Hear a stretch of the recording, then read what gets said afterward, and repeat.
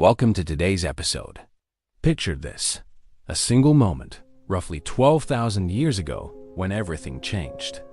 A woman kneels in the dirt, her hands working the soil in a way no human had ever done before. She's not gathering wild seeds anymore. She's planting them, deliberately, intentionally. She is betting her family's future on an idea that seems ridiculous, that she can make food grow where she wants it, that she can control nature itself.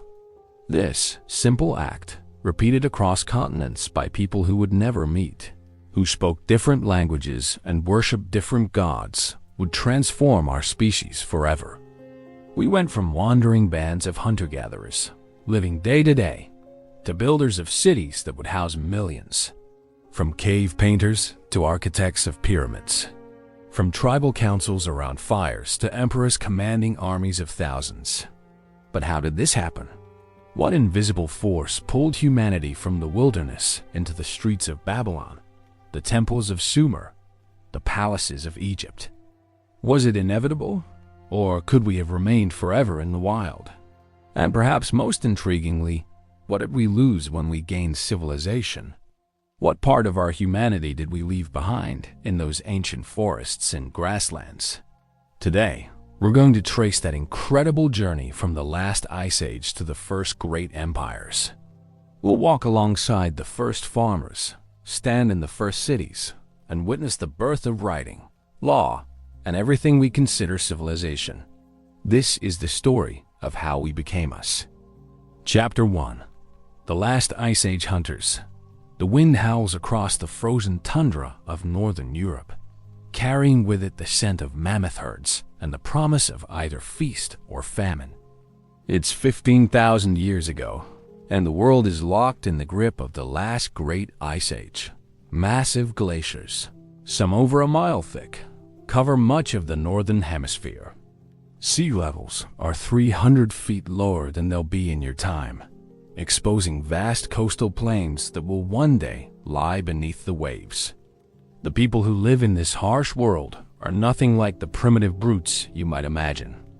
These late Paleolithic humans are us in every meaningful way. Their brains are identical to yours. Their capacity for love, creativity, problem solving, and abstract thought matches anything you'll find in the modern world.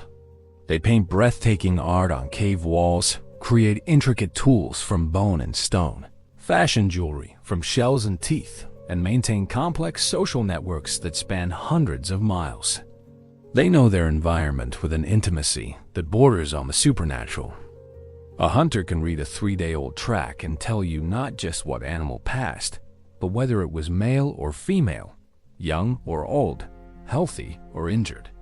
These bands of humans, typically 20 to 50 individuals, move constantly with the seasons. They follow the great herds of reindeer, horses, and mammoths across the steppes. In summer, they might travel to the coast to harvest shellfish and hunt seals. In autumn, they return inland to gather nuts and berries before the killing frost. Winter finds them huddled in semi-permanent camps, living off stored food and whatever game they can trap or hunt. Their lives are a constant negotiation with nature, an endless dance between abundance and starvation. But here is what is crucial to understand. These people aren't struggling to survive in some desperate, hand-to-mouth existence. Archaeological evidence suggests they actually work less than we do. A successful hunt might provide enough food for days. Knowledge of hundreds of edible plants means starvation is rare, except in the worst conditions. They have time for art, for music, for storytelling, for elaborate burial rituals that suggest sophisticated religious beliefs. Some archaeologists estimate they work only 15 to 20 hours per week to meet their basic needs. The rest is leisure. Their social structures are relatively egalitarian. There are no kings, no permanent chiefs with absolute authority. Leadership is fluid, earned through skill and wisdom rather than inherited. A great hunter might lead the band during a mammoth hunt, but a skilled healer or shaman might hold more influence in other matters. Women and men both contribute essential labor. Women gather plant foods that often provide the majority of calories. They make clothing, process hides, and maintain the camps.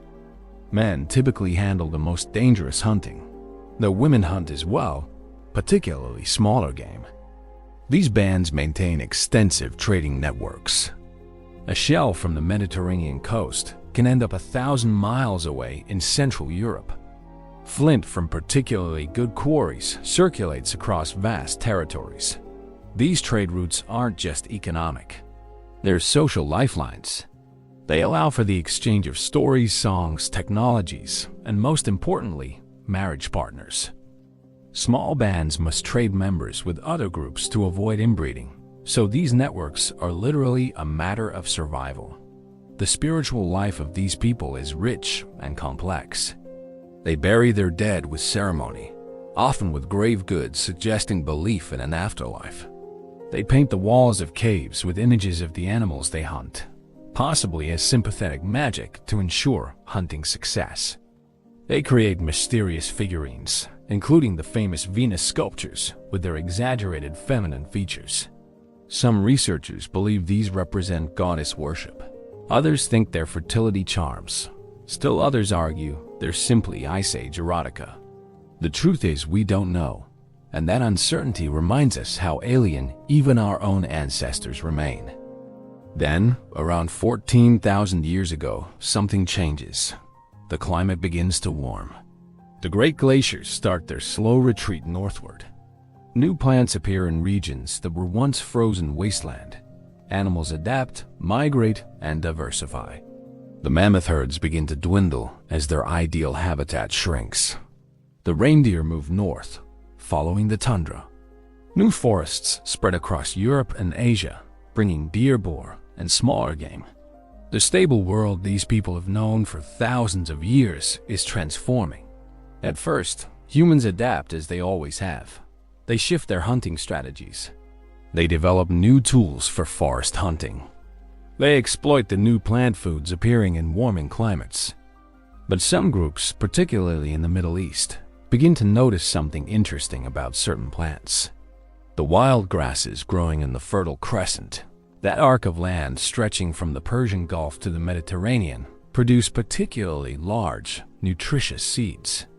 These grasses, the ancestors of wheat and barley, grow in such abundance that people begin to return to the same locations year after year to harvest them. These seasonal camps near the wild grain fields start to look less temporary. People build more substantial structures. They create storage pits to keep grain through the winter. They develop new tools, like sickle blades for efficient harvesting and grinding stones to process the grain into flour. They're still hunter-gatherers, still moving with the seasons, but the balance is shifting. More and more of their calories come from these grain harvests. The camps grow larger as the reliable food source allows more people to gather in one place.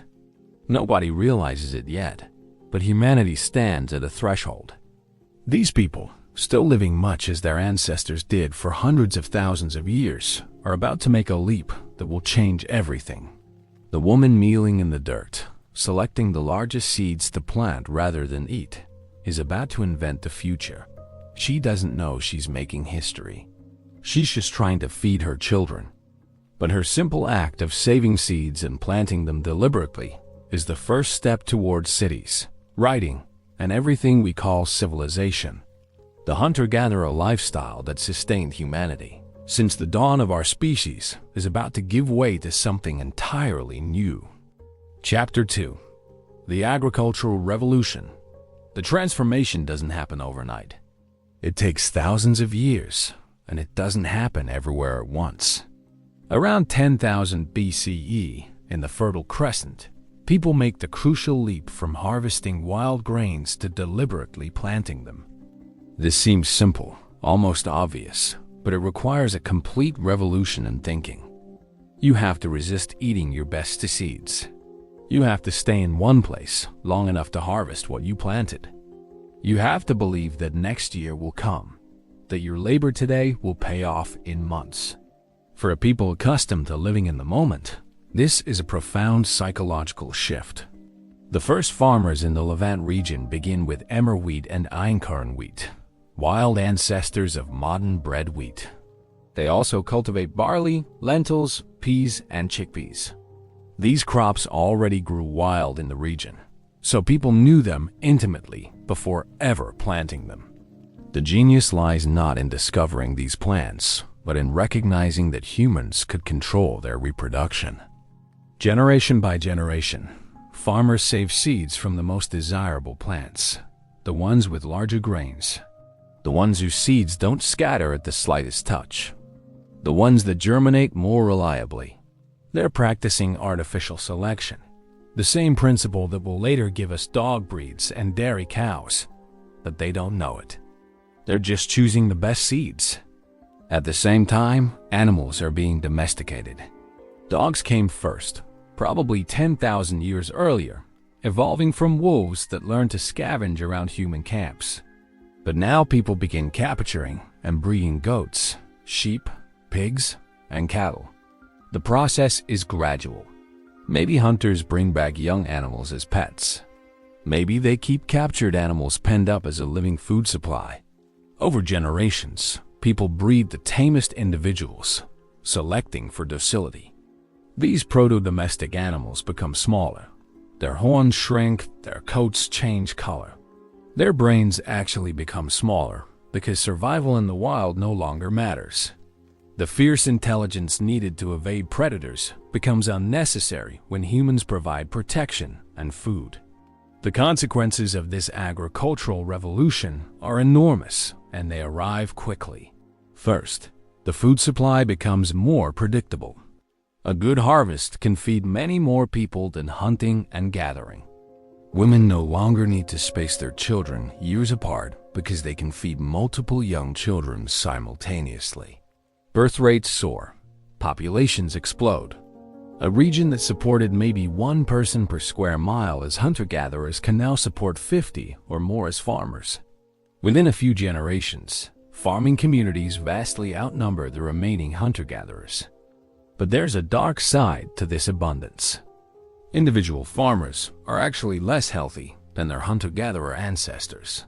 Skeletal remains tell the story. Early farmers are shorter.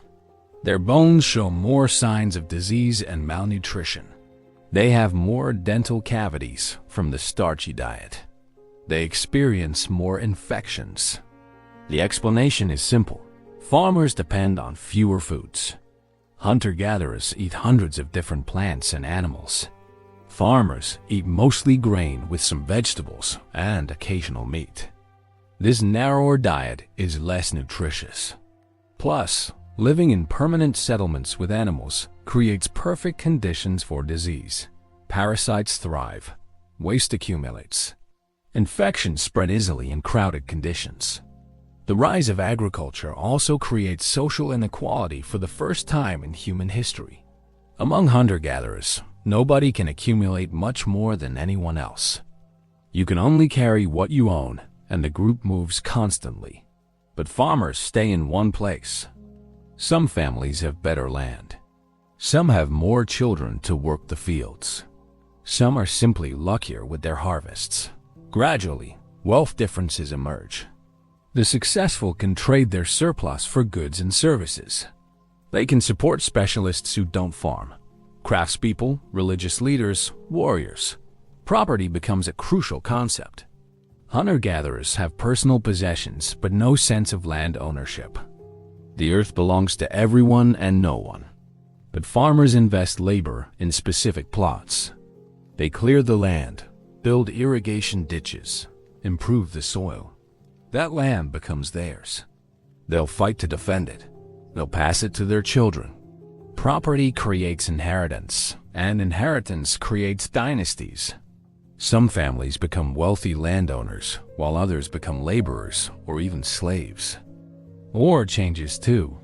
Hunter-gatherers fight, certainly, but their conflicts are usually small-scale raids or revenge attacks. They're mobile, so they can retreat from stronger enemies. But farmers can't leave their fields. They must stand and fight or lose everything. They have stored grain worth stealing. They have land worth conquering. Archaeological evidence shows a dramatic increase in violent trauma and skeletons from early farming communities. Settlements begin building defensive walls.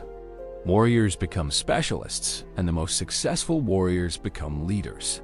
Despite these costs, farming spreads relentlessly. From the Fertile Crescent, agriculture radiates outward into Europe, North Africa, and Asia, but it also develops independently in other regions. In China, around the same time, people domesticate rice and millet. In Mesoamerica, maize, beans, and squash become the foundation of agriculture. In the Andes, potatoes and quinoa. In New Guinea, people cultivate bananas and taro. On every inhabited continent except Australia, humans independently discover agriculture. This suggests the process is almost inevitable given the right conditions. Warming climate, suitable wild plants, sufficient population density. The spread isn't smooth. Some people resist farming for generations. Hunter-gatherers can see that farmers work harder and are less healthy. Why give up a mobile, relatively leisurely lifestyle for backbreaking agricultural labor? But numbers win. Farming populations grow so much faster that they eventually overwhelm hunter-gatherer territories through sheer demographic pressure. Some hunter-gatherers adopt farming voluntarily. Others are pushed into marginal lands. Some are absorbed into farming communities. A few isolated groups maintain the old ways into the modern era, but they're exceptions. By 7000 BCE, agriculture dominates the Middle East. Permanent villages dot the landscape. Houses are built of mud, brick, and stone, meant to last generations. The dead are buried beneath house floors, maintaining family connections even in death. People make pottery to store grain and cook food. They weave textiles from wool and flax. They produce far more material goods than their hunter-gatherer ancestors ever possessed. Life is more secure in some ways, more precarious in others. A drought can destroy a year's crops, while hunter-gatherers could simply move to better areas. But there's no turning back. The populations are too large to return to hunting and gathering. The knowledge of the old ways is fading. The wild lands are shrinking as farmers clear more forest and grassland. Humanity has committed itself to a new path. The villages grow larger, more complex, more sophisticated. Soon, they'll become something unprecedented in human history. They'll become cities. Chapter 3. The first towns around 9000 BCE. In southern Anatolia, a settlement called Göbekli Tepe emerges that challenges everything we thought we knew about the progression from hunting to civilization. This site consists of massive stone circles, some weighing up to 20 tons, carved with intricate reliefs of animals. Here's the shocking part. It's built by hunter-gatherers before agriculture fully develops in the region. The construction requires hundreds of workers, organized labor, and sophisticated planning. Traditional archaeology said civilization grew from agriculture, but Göbekli Tepe suggests that large-scale social organization might actually precede farming. Perhaps the need to gather for religious ceremonies and monumental construction actually drives people to develop agriculture to feed the crowds. Regardless of which came first, by 7000 BCE, true towns are emerging throughout the Fertile Crescent. Kadıköyük in modern Turkey grows to house perhaps 10,000 people, making it one of the largest settlements of its time. The town is built in a peculiar way. Houses pressed together with no streets. People walk across the rooftops and enter their homes through holes in the ceiling. Inside, families live, work, and eventually bury their dead. The walls are plastered and painted with elaborate murals showing hunting scenes, geometric patterns, and mysterious symbols. Some rooms contain bull skulls and horns, suggesting religious significance. These early towns operate differently from later cities. There's little evidence of centralized authority. No palaces stand taller than other buildings. No elaborate tombs suggest kings or priests. The houses are remarkably similar in size and construction. Society seems relatively egalitarian, despite having thousands of residents. Decisions are probably made communally, perhaps by councils of elders or extended family groups. People specialize in different crafts. Some make pottery, others weave textiles, some work obsidian into tools. But everyone still participates in farming during crucial seasons like planting and harvest. In the Levant, the town of Jericho develops around 9000 BCE near a powerful spring in the Jordan Valley. The settlement builds a massive stone wall, perhaps for flood protection, though some archaeologists argue it's defensive. Inside the walls, circular houses made of mud brick cluster together. A stone tower, 30 feet high, serves some unknown purpose. Religious? Defensive? Astronomical? We don't know, but its construction requires thousands of hours of coordinated labor and suggests a level of social organization previously thought impossible for people so recently removed from hunting and gathering. These towns develop because agriculture creates surplus. A good harvest produces more food than the farmers immediately need. This surplus can support people who don't farm, craftspeople making tools, pots, and textiles, religious specialists conducting ceremonies, traders exchanging goods with other settlements, and eventually, administrators keeping track of the increasingly complex economic relationships. The surplus also acts as insurance. Stored grain can carry the community through bad years. It can be traded for other necessities. It becomes a form of wealth, and whoever controls it holds power. Trade networks expand dramatically. Obsidian from Anatolian volcanoes reaches settlements hundreds of miles away. Shells from the Red Sea and Mediterranean end up in inland towns. Copper begins to be worked into tools and ornaments, initially cold-hammered, but eventually smelted in fires hot enough to melt the metal. This early metallurgy requires specialized knowledge and creates a new class of craftspeople whose skills are valued and mysterious. The secret of creating metal tools becomes something worth guarding, worth learning, worth trading. Religious practices become more elaborate and institutionalized. The Göbekli Tepe shows this process already underway before full agriculture, but in the farming towns, it accelerates. Special buildings serve as shrines or temples. Certain individuals become priests or shamans, interceding between the community and the gods. These religious specialists don't farm. They're supported by offerings from the community. In return, they perform ceremonies to ensure good harvests, healthy children, and protection from disaster. They also begin to serve as keepers of knowledge, remembering the calendar, the rituals, the stories that define the community's identity.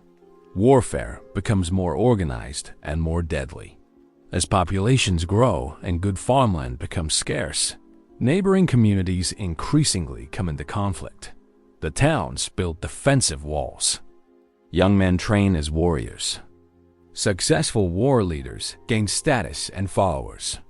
Raised to steal grain, animals, and even people become more common. Captives might be killed, enslaved, or absorbed into the conquering community. The archaeological record shows more weapons, more fortifications, and more skeletal evidence of violent death. The dream of peaceful early farmers proves largely mythical. Resources are limited, populations are growing, and violence becomes a tool for survival and expansion. Despite the warfare and the disease that comes from crowding people and animals together, these early towns represent something revolutionary.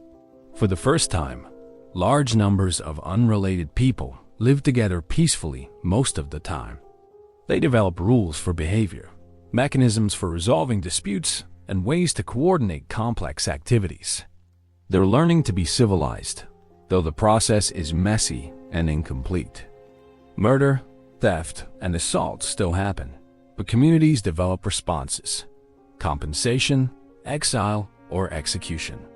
The bonds of kinship that govern small hunter-gatherer bands are being supplemented by new forms of social organization, based on residence, occupation, and shared institutions. By 5000 BCE, towns dot the landscape from the Mediterranean to the Persian Gulf, from Anatolia to Egypt. They vary in size from a few hundred to several thousand residents. They trade with each other, fight with each other, and copy each other's innovations. A new type of pottery, a better plow design, or a more effective weapon spreads from town to town.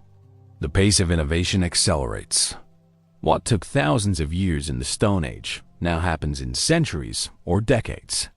Each generation builds on the previous one's knowledge, adding refinements and new discoveries. The psychological transformation is profound. People's identities shift from family and band to community and occupation. A person isn't just the child of their parents. They're a potter from Jericho, a copper worker from Cataluyuk. Their loyalty and identity expand beyond kinship to include all townspeople, at least in theory. This change creates the possibility of much larger social units, but it also creates division.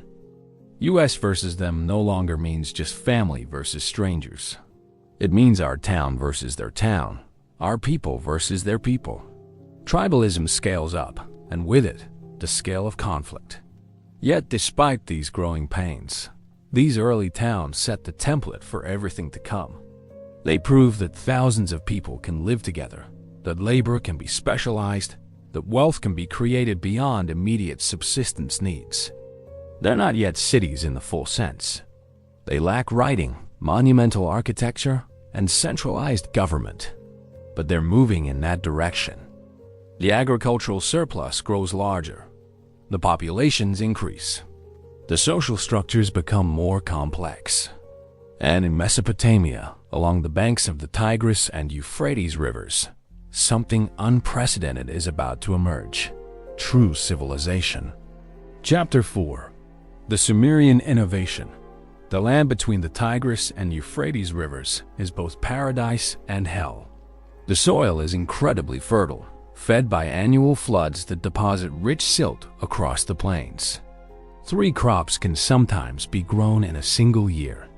But the floods are unpredictable, sometimes failing, sometimes destroying everything. The summer heat is brutal, over 120 degrees Fahrenheit, with no relief. Rainfall is insufficient for farming. Everything depends on irrigation, on channeling the river water to the fields at precisely the right times. Managing water in Mesopotamia requires coordination, planning, and labor on a scale never before attempted.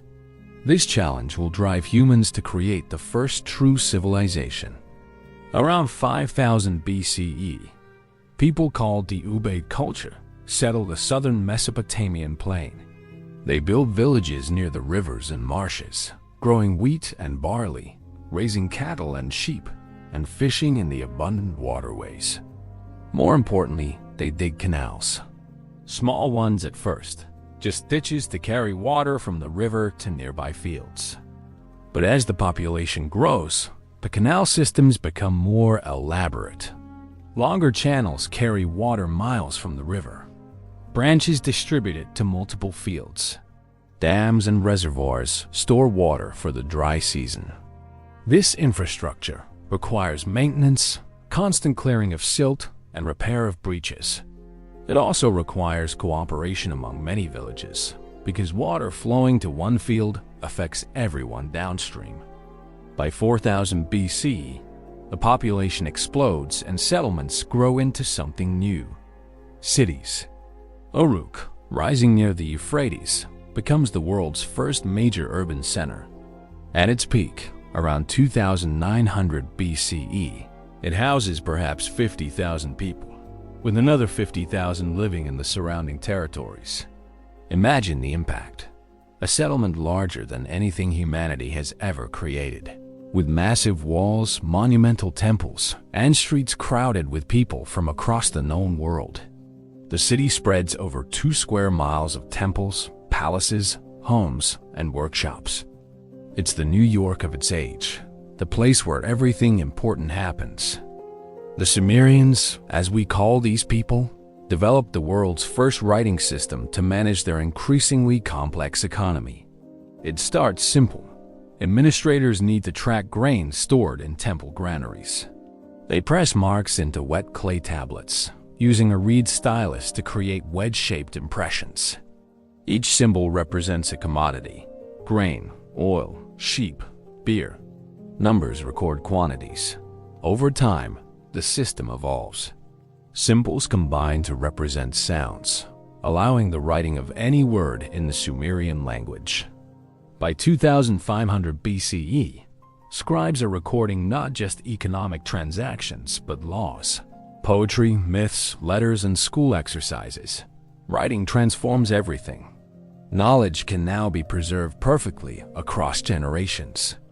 It can be transmitted across vast distances. A king's orders can reach every corner of his realm, written identically for all to read. For the first time, history becomes recorded, not just remembered. The cities develop elaborate social hierarchies unknown in earlier settlements. At the top sits the king, though early on he shares power with temple priests who claim to speak for the gods. Below the king are nobles, wealthy landowners who control vast estates. Then come the free citizens, merchants, craftspeople, scribes, and small-scale farmers. At the bottom are slaves, people captured in war or sold into bondage for debt. These rigid class divisions are justified by religion and law. The gods created humanity to serve them, Sumerian mythology explains, and the king rules as the god's representative on earth. Social mobility is limited. You're born into your class and usually die in it, though exceptional individuals can rise through military service, commercial success, or religious careers. The temple dominates Sumerian cities, both physically and economically. The ziggurat, a massive step pyramid topped with a shrine, towers over the urban landscape. The temple complex includes not just religious buildings, but workshops, granaries, and administrative offices. The temple owns vast farmlands worked by sharecroppers who give a portion of their harvest to the gods. The temple employs craftspeople who produce textiles, pottery, and metal goods. It operates as both church and corporation, accumulating enormous wealth that supports the priests and finances monumental construction projects. But the priests don't hold unchallenged power. Kings emerge from military commanders who defend the city against its neighbors. Mesopotamian cities are constantly at war. They fight over water rights, over farmland, over trade routes, and sometimes simply for glory and plunder. Professional armies develop, with infantry armed with spears and axes, and eventually, the revolutionary four-wheeled war chariots pulled by donkeys. Successful generals become kings, establishing dynasties. They build palaces to rival the temples, create their own administrative bureaucracies, and eventually push the priests aside as the primary power in the city. The Sumerians developed the earliest law codes, establishing written rules for society. These aren't moral philosophies, but practical regulations. If a man's ox gores another man, what compensation is owed? If someone steals grain, what's the punishment? If two people make a contract and one breaks it, what remedy exists? The laws are brutally practical and often harsh.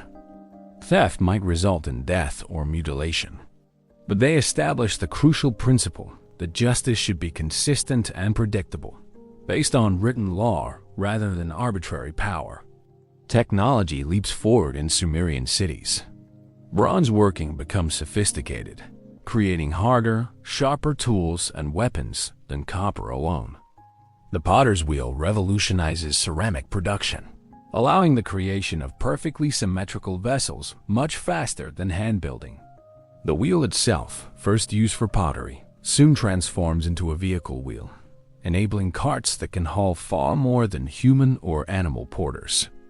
Mathematics develops to support engineering, astronomy, and administration. The Sumerians use a base 60 counting system that survives today in how we measure time and angles. They calculate the area of fields, the volume of granaries, and the movements of planets. Astronomy becomes both science and religion. The Sumerian priests carefully observed the night sky, tracking the movements of the moon, planets, and stars. They developed calendars to predict the flooding of the rivers and the proper times for planting. They believed the gods communicate through celestial omens. A lunar eclipse might warn of disaster. A comet might herald a king's death. This mix of observation and superstition will characterize astronomy for thousands of years. But the careful record-keeping and mathematical analysis lay the foundation for genuine science. Trade networks extend across the known world. Mesopotamia lacks many essential resources: timber, stone, metals. Traders venture into the mountains of Anatolia for silver, copper, and tin. They sail down the Persian Gulf to fetch timber from Lebanon and carnelian beads from the Indus Valley. They trade surplus grain and manufactured goods for raw materials. Some merchants become wealthy, establishing trading houses that span generations. They develop sophisticated business practices: contracts, loans, interest, insurance. The earliest known business letters date from this period, merchants writing to their agents in distant cities, complaining about late shipments and demanding payment. Literature flowers in Sumerian cities. Scribes compose and copy hymns praising the gods, epic tales of heroes and monsters, proverbs expressing folk wisdom, and love poetry of surprising beauty and sensuality. The most famous Sumerian literary work, the Epic of Gilgamesh, tells of a king who seeks immortality after the death of his friend. It includes a flood story remarkably similar to Noah's Ark, suggesting these myths have deep roots in Mesopotamian experience. These aren't just entertainment. They're how Sumerians understand their world, their gods, and themselves. By 2500 BCE, Sumerian civilization is fully mature. Massive cities dot the Mesopotamian plain, each ruling its surrounding territory. They're literate, technologically advanced, socially stratified, and constantly warring with each other. They've created writing, law, literature, mathematics, and astronomy. They've developed urban planning, monumental architecture, and complex economies. They've established the template that all future civilizations will follow. But they face a problem. The cities fight each other endlessly, weakening themselves against external threats. Soon, a new power from the north will conquer them and create something unprecedented: an empire. Chapter 5. The Rise of Empires.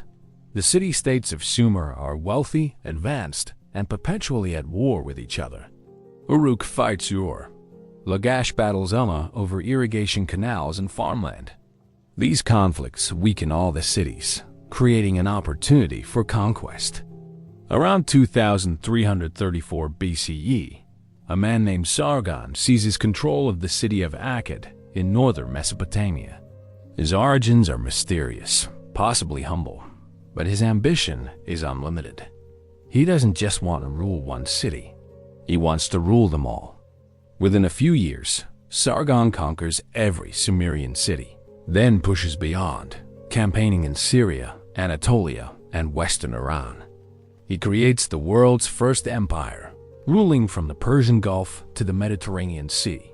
Sargon's empire represents a revolutionary concept. Previously, cities remained independent, even when one temporarily dominated others. But Sargon imposes permanent control. He stations his soldiers in conquered cities as garrisons. He appoints his own officials as governors, replacing local rulers. He demands tribute, grain, metal, timber, and slaves flowing to Akkad. He imposes the Akkadian language as the language of administration, though Sumerian continues for religious and literary purposes. For the first time, different peoples, different cities, different cultures are forcibly united under one ruler. The practical challenges are enormous. How do you govern territories hundreds of miles apart? How do you ensure governors don't rebel? How do you collect taxes reliably? How do you move armies quickly enough to suppress revolts? Sargon and his successors developed solutions that will be copied by every later empire. They build roads to allow rapid communication and troop movement. They create a professional army loyal to the king personally, not to their home cities. They develop an extensive bureaucracy of scribes and administrators who track everything: tax collection, military supplies, labor obligations, and legal disputes. They use writing not just to record the past, but to control the present. The empire brings benefits along with oppression. Trade flourishes under unified rule. Merchants can travel safely across vast territories. Standardized weights and measures make commerce easier. Legal disputes can be appealed to royal judges. The movement of people, goods, and ideas accelerates. A craftsperson from Syria might work in a workshop in Sumer. A Sumerian poem might be translated into Akkadian and spread throughout the empire. The mixing of cultures creates new art styles, new religious syncretism, and new technologies. Empire is brutal, but it's also cosmopolitan. Yet maintaining empire proves difficult. Sargon's grandson, Naram-Sin, faces constant rebellions. He responds with extreme violence, destroying rebellious cities and killing their populations. He declares himself a god, demanding worship alongside traditional deities. This claim to divinity becomes standard for Mesopotamian kings, but it doesn't prevent the empire's eventual collapse. Around 2150 BCE, the Akkadian Empire falls apart under pressure from mountain peoples and internal rebellion. The Sumerian cities briefly regain independence, but the idea of empire doesn't die. It's too powerful, too successful. Within centuries, new empires arise. In Egypt, a parallel development transforms the Nile Valley. Around 3100 BCE, a king named Narmer unifies Upper and Lower Egypt, creating a kingdom that stretches from the Mediterranean to the first cataract of the Nile. Unlike Mesopotamia's fractious city-states, Egypt achieves lasting unity. The Nile's geography helps. It's a long, narrow valley where one power can control the entire river. The regular, predictable flooding creates prosperity without the complex irrigation systems of Mesopotamia. And Egyptian religion centers on the pharaoh as a living god, the son of Ra, who alone ensures the sun rises and the Nile floods. This religious authority makes rebellion not just treason but sacrilege. The Old Kingdom of Egypt, from 2686 to 2181 BCE, represents civilization at its most spectacular. The pyramids rise at Giza, monuments so massive that they'll dominate the landscape for thousands of years. The Great Pyramid of Khufu, built around 2560 BCE, stands 481 feet tall and contains over 2 million stone blocks, each weighing multiple tons. Moving these stones from quarries, transporting them hundreds of miles, and lifting them into position requires engineering genius and organizational capacity that still impresses today. The pyramids aren't built by slaves, as commonly believed, but by free laborers working during the flood season when farming is impossible, fed and paid by the state. Egyptian civilization develops differently from Mesopotamian. It's more isolated, protected by deserts on both sides of the Nile Valley. It's more conservative, maintaining artistic and architectural styles for centuries with little change. It's more centralized, with absolute power concentrated in the god-king pharaoh. Writing develops independently in Egypt, initially as hieroglyphics, pictorial symbols carved into stone. Later, hieratic script, a cursive form, allows faster writing on papyrus. The Egyptians use writing for everything: royal inscriptions boasting of victories, religious texts ensuring safe passage to the afterlife, love poetry, medical texts, and endless administrative records. The Indus Valley Civilization, developing in modern Pakistan and northwest India from about 2500 BCE, shows yet another path to civilization. Its cities like Harappa and Mohenjo-Daro are remarkably well planned, laid out on precise grids with sophisticated sewage systems. Buildings are standardized, suggesting strong central planning.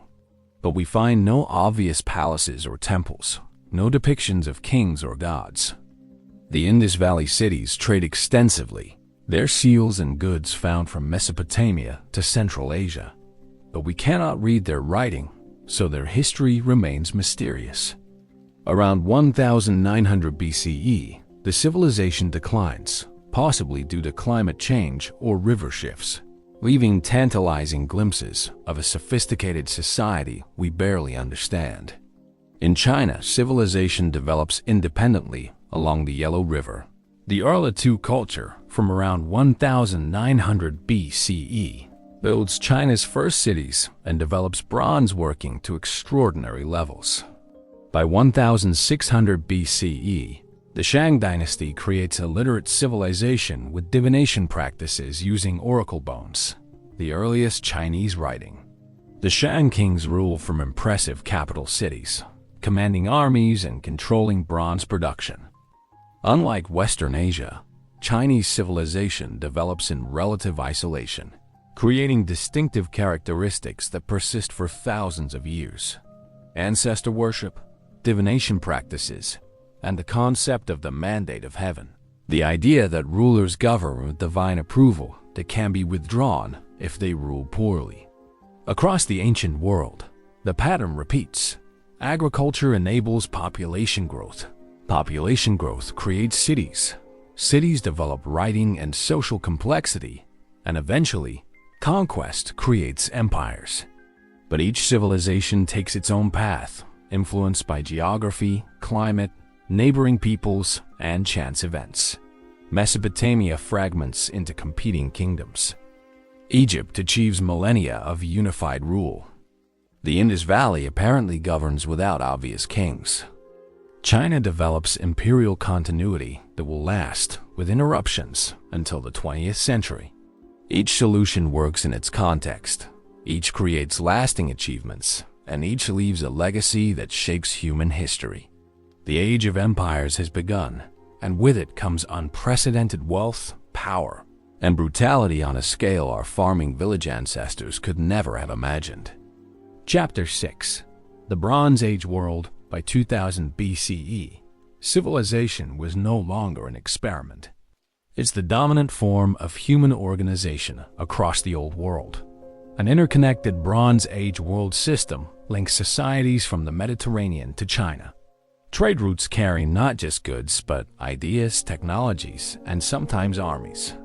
Tin from Afghanistan combines with copper from Cyprus to make bronze weapons in Egypt. Royal marriages join dynasties from different kingdoms.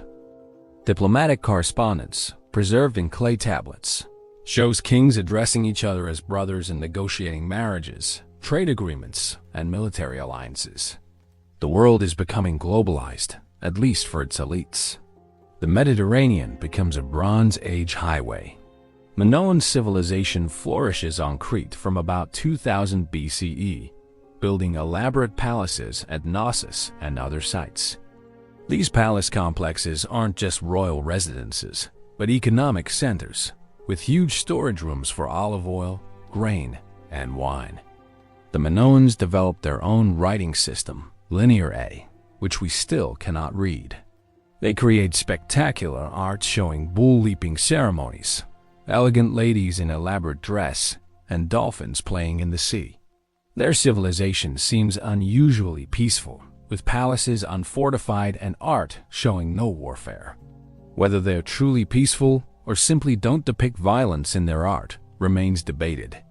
Mycenaean Greeks, taking inspiration from Minoan civilization, developed their own palace kingdoms on the Greek mainland around 1600 BCE. These warrior societies built massive fortifications with walls so huge that later Greeks believed giants must have built them. The Mycenaeans are traders and raiders. Their goods found throughout the Mediterranean. They adapt Minoan writing to Greek, creating Linear B, which we can read. Their tablets record detailed palace inventories. So many bronze weapons, so many bolts of cloth, so many sheep, so many slaves. These are militaristic, hierarchical societies ruled by warrior kings commanding professional armies. The Hittite Empire rises in Anatolia around 1600 BCE, eventually controlling much of modern Turkey and Syria. The Hittites master a crucial technology, iron working. For centuries, iron has been a rare, precious metal, harder to work than bronze. But the Hittites discover how to smelt iron ore and forge it into tools and weapons superior to bronze. They guard this secret carefully, maintaining a monopoly for generations. Their iron weapons give them a significant military advantage, and their war chariots, pulled by horses rather than donkeys, are the ancient equivalent of tanks, smashing through enemy infantry. Egypt enters its New Kingdom period around 1550 BCE, after expelling foreign rulers called the Hyksos. The pharaohs become aggressively expansionist, campaigning into Syria and Palestine, extending Egyptian control hundreds of miles beyond the Nile Valley. Thutmose III conducts 17 military campaigns, creating an empire from Nubia to the Euphrates. His successors build enormous temples at Karnak and Luxor, decorating them with reliefs showing their victories and their piety. The wealth flowing into Egypt from tribute and trade is staggering.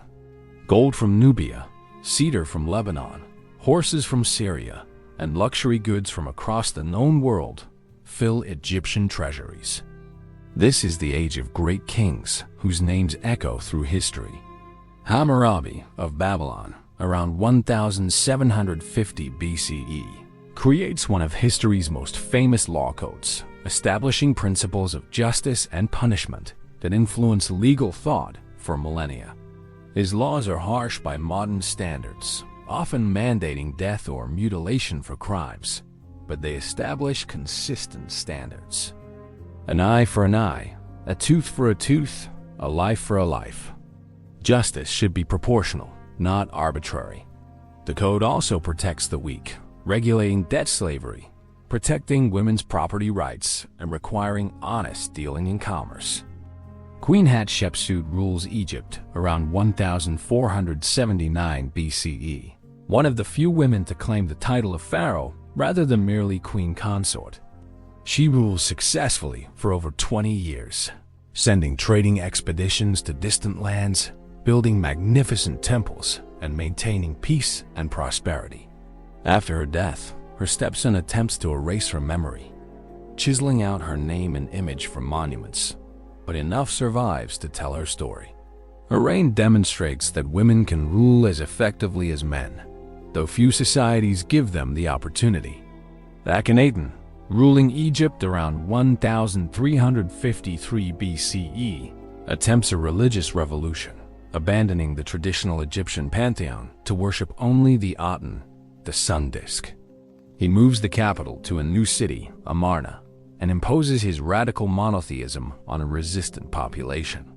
His reign produces the famous bust of his wife Nefertiti and intimate family portraits showing a very different art style.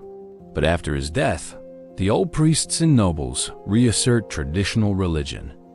His monuments are destroyed, his name scratched from king lists, and his revolutionary religion dies with him. Yet his experiment shows that even deeply conservative societies can attempt radical transformation, even if they ultimately reject it. The Bronze Age world system enables unprecedented cultural exchange. Egyptian influences appear in Aegean art. Mesopotamian literature inspires Greek myths. Canaanite alphabetic writing will eventually replace more complex scripts throughout the Mediterranean. Luxury goods circulate among elites. Egyptian gold jewelry in Greece, Aegean pottery in Egypt, Mesopotamian cylinder seals everywhere. Royal women marry foreign princes, bringing their culture to new kingdoms. Craftspeople travel, taking their skills to distant courts. This interconnection makes the Bronze Age world prosperous and sophisticated, but also vulnerable. Technology reaches impressive heights. Shipbuilding advances allow vessels to carry tons of cargo across the Mediterranean. Bronze working becomes so refined that smiths can create delicate jewelry, elaborate weapons, and massive architectural elements. Glass making develops in Egypt and Mesopotamia, producing beautiful vessels and beads. Textile production creates fabrics of remarkable quality, dyed with expensive pigments like Tyrian purple. These luxury goods aren't just beautiful. They're markers of status and wealth, the ancient equivalents of designer brands. Writing becomes more widespread and diverse. Cuneiform continues in Mesopotamia, hieroglyphics in Egypt, linear A and B in the Aegean, and various scripts in Anatolia and Syria. But around 1800 BCE, Canaanite scribes developed something revolutionary: an alphabet. Instead of hundreds or thousands of symbols, they create a simple system where each sound in their language gets one letter. With just 22 letters, you can write anything. This alphabet is so useful that it spreads rapidly. The Phoenicians adopt it and carry it throughout the Mediterranean. The Greeks modify it, adding vowels. Eventually, it becomes the ancestor of most modern alphabets, including the one you're reading now. Religion in the Bronze Age remains polytheistic everywhere. Each city has its patron deity. Natural forces are personified as gods. The gods are powerful but not omnipotent, immortal but not unchanging, demanding of worship but capable of being influenced by offerings and prayers. Temples grow wealthy from donations. Priests become powerful political figures. Religious festivals provide entertainment and community cohesion. The gods explain the world: why crops fail, why disease strikes, why one army wins and another loses. They provide comfort and meaning in an often harsh existence. But beneath the prosperity and sophistication, the Bronze Age world is fragile. It depends on long-distance trade for essential materials. It relies on complex political arrangements between kingdoms. It assumes the stability of climate and environment. Around 1200 BCE, all of these assumptions prove wrong.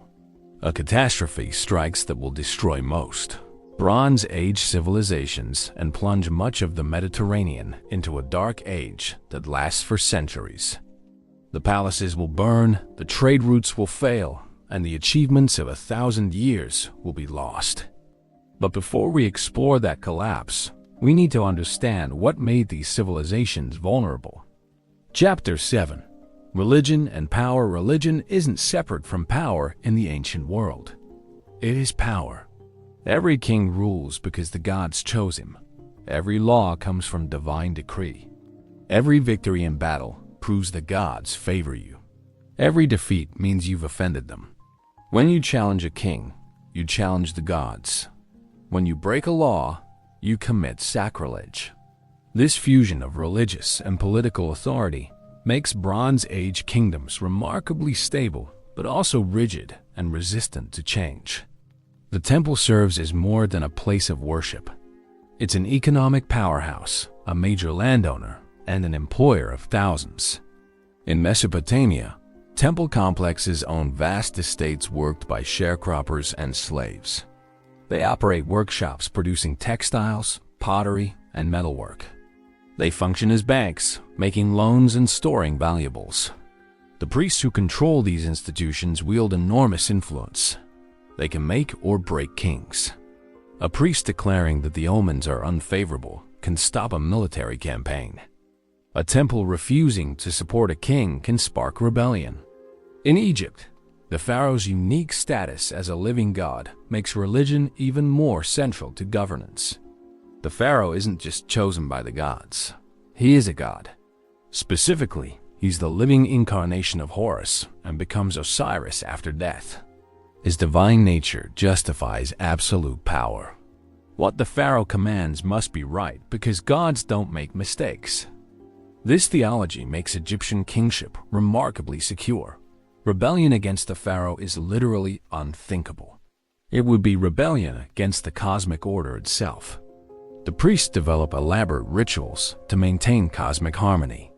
In Egypt, daily ceremonies in temples across the kingdom ensure the sun rises, the Nile floods, and chaos is kept at bay. Only the pharaoh or his priest representatives can perform the most sacred rituals. They enter the innermost sanctuaries where divine statues reside, wash and dress them, offer them food and drink, and speak the words that sustain the universe. To ordinary Egyptians, these rituals are invisible mysteries, but they believe that without them, the world itself would collapse into primordial chaos. Divination practices allow priests to claim knowledge of the god's will. In Mesopotamia, priests examined the livers of sacrificed animals, looking for signs and omens. The shape, color, and markings supposedly reveal the god's intentions. Other priests study the movements of celestial bodies, believing that the gods write their messages in the stars. Dreams are analyzed for hidden meanings. Unusual events, births of deformed animals, strange weather, anything out of the ordinary, all are potential divine communications. The priests who can interpret these signs hold crucial power. Human sacrifice, though less common than often portrayed, occurs in some Bronze Age societies. Archaeological evidence from several sites shows individuals killed as part of religious ceremonies, possibly to accompany dead rulers into the afterlife or to appease angry gods. The sacrifices are often high-status individuals, not just slaves or prisoners, suggesting that being chosen for sacrifice might even be considered an honor. These practices shock modern sensibilities, but they make sense in a worldview where the gods demand blood and the cosmic order requires regular renewal through sacrifice. The gods themselves reflect human society. They're organized in hierarchies, with supreme deities ruling over lesser gods, just as kings rule over subjects. They have families, complete with marital disputes and rebellious children. They scheme against each other, form alliances, and go to war. In many ways, the divine realm mirrors the political realm, providing a cosmic justification for earthly hierarchies. If the gods themselves have kings and subjects, nobles and servants, then human society must naturally follow the same pattern. Religious festivals provide one of the few times when all social classes mingle. During major celebrations, temples open to the public. Statues of gods parade through streets. Free food and beer are distributed. Musicians and dancers perform. Athletic competitions and other entertainments take place. These festivals serve multiple purposes. They honor the gods, strengthen community bonds, allow rulers to demonstrate their piety and generosity, and provide ordinary people with rare leisure and abundance. They're social pressure valves, releasing tension and reinforcing the existing order through shared celebration. Magic and religion blur together in the ancient world. Spells and incantations can protect against disease, curse enemies, or ensure love. Amulets ward off evil. Certain priests specialize in magical practices, though the line between magic and legitimate religious ritual is fuzzy. What matters is whether the practice has official sanction. Temple priests performing elaborate rituals are conducting religion. A village wise woman creating protective charms might be practicing magic, legitimate if tolerated, dangerous if she challenges priestly authority. Death obsesses Bronze Age religions, particularly in Egypt. The Egyptians develop elaborate beliefs about the afterlife, where the deceased must navigate dangers, pass judgment by the gods, and hopefully reach paradise. The wealthy spend enormous resources on tomb construction and funerary goods. They have their bodies mummified, preserving them for eternal life. Their tombs are stocked with food, clothing, furniture, and everything needed for comfort in the afterlife. Magical texts, eventually compiled as the Book of the Dead, provide spells to overcome obstacles and secure a favorable judgment. But religion also provides comfort and meaning beyond politics and economics. When your child dies, belief that they've joined the gods in paradise offers solace. When crops fail, rituals to appease divine anger provide a sense of control, even if illusory. When life seems random and unfair, The gods provide explanation and hope. Religion doesn't just justify the existing order. It makes existence bearable. The priests aren't just manipulators using superstition to control the masses, though some surely are. Many genuinely believe, and their faith provides genuine comfort to their communities. The relationship between kings and priests is often tense. Kings need priestly support to legitimize their rule, but they don't want to be controlled by priests. Priests need royal patronage to maintain their temples, but they want independence to speak for the gods. This tension occasionally erupts into conflict. A king might confiscate temple lands or appoint his own chosen priests. A powerful priesthood might withhold support from an unpopular king. Usually, they reach accommodation. Kings fund temples and respect priestly prerogatives, while priests declare that the gods favor the king and support his policies. As Bronze Age civilizations mature, religious thought becomes more sophisticated. In Egypt, the concept of Ma'at develops, representing truth, justice, and cosmic order. The pharaoh's primary duty is maintaining Ma'at. In Mesopotamia, wisdom literature explores questions of justice and suffering. Why do good people suffer while the wicked prosper? If the gods are just, why is life unfair? These texts don't provide satisfying answers, but they show people grappling with fundamental questions that still trouble us today. Bronze Age religion isn't primitive superstition. It's sophisticated theology attempting to understand existence and humanity's place in the cosmos. Yet for all its sophistication, Bronze Age religion cannot protect these civilizations from what's coming. The gods, despite all the prayers and sacrifices, will not prevent the catastrophe that will destroy the Bronze Age world. The temples will burn along with the palaces, and people will wonder why the gods have abandoned them. But perhaps the catastrophe isn't divine punishment. Perhaps it's simply the fragility of complex civilizations pushed beyond their limits. We're about to witness one of history's greatest collapses. Chapter 8. The Bronze Age collapse around 1200 BCE. Within a span of perhaps 50 years, the Bronze Age world system implodes. It's one of history's great catastrophes, a collapse so severe that it destroys most civilizations around the Eastern Mediterranean and ushers in a dark age lasting centuries. The Hittite Empire vanishes completely, its capital Hattusa burned and abandoned. Mycenaean palace centers in Greece are destroyed, most never to be rebuilt. Powerful cities along the Levantine coast are burned. Even mighty Egypt, which survives, is severely weakened. Trade networks that took centuries to build dissolve. Literacy largely disappears outside Egypt and Mesopotamia. The population drops dramatically. What causes this catastrophe? The answer is complex, a perfect storm of disasters striking simultaneously. Climate change hits first.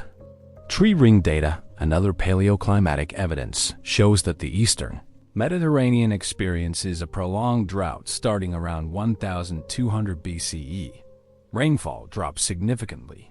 Rivers run lower. Harvests fail repeatedly. In a world dependent on agriculture, where stored grain means survival and crop failure means famine, sustained drought is catastrophic. Food becomes scarce. Prices soar. Governments struggle to feed their populations. Social order begins to break down as desperate people do desperate things. The drought doesn't just cause hunger, it triggers migration. People abandon regions that can no longer support them, moving toward areas with more reliable water and food. These migrations create pressure throughout the region. One group moving into new territory displaces another, which in turn pushes into yet another territory. A cascade of population movements spreads across the Eastern Mediterranean and Anatolia, each wave destabilizing existing societies. Some migrations are relatively peaceful, as groups are absorbed into new territories. Others are violent, as displaced peoples take by force what they need to survive. Mysterious groups called the Sea Peoples appear in Egyptian records from this period. They're not a single people, but a coalition of different groups, some possibly from the Aegean, others from Anatolia, still others from who knows where. They attack Egypt by land and sea in massive raids. Ramesses III defeats them in epic battles around 1177 BCE, both a naval engagement and a land battle, depicted in detailed reliefs on his mortuary temple. But Egypt, though victorious, is exhausted by the effort. The pharaohs lose control of their Levantine territories and never recover their former power. Not all the sea peoples are raiders. Some are refugees from the collapsing Bronze Age kingdoms, fleeing disaster. The Philistines, who give their name to Palestine, are possibly one of the sea peoples who settle on the southern Levantine coast after being defeated by Egypt. They bring with them Aegean pottery styles and other cultural elements suggesting origins in the Greek world. They're not primitive barbarians, but survivors from sophisticated civilizations trying to rebuild in a collapsing world. Economic factors compound the crisis. The Bronze Age economy depends on long-distance trade, particularly in tin necessary for making bronze. When trade routes are disrupted by war and migration, tin becomes scarce. Without tin, kingdoms cannot produce bronze weapons and tools. Armies can't be equipped. This might explain why iron working spreads rapidly during this period.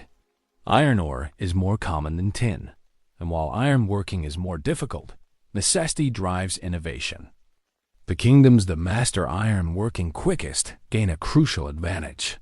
The palace economies of the Bronze Age are rigid and vulnerable. Everything is centrally controlled and carefully recorded.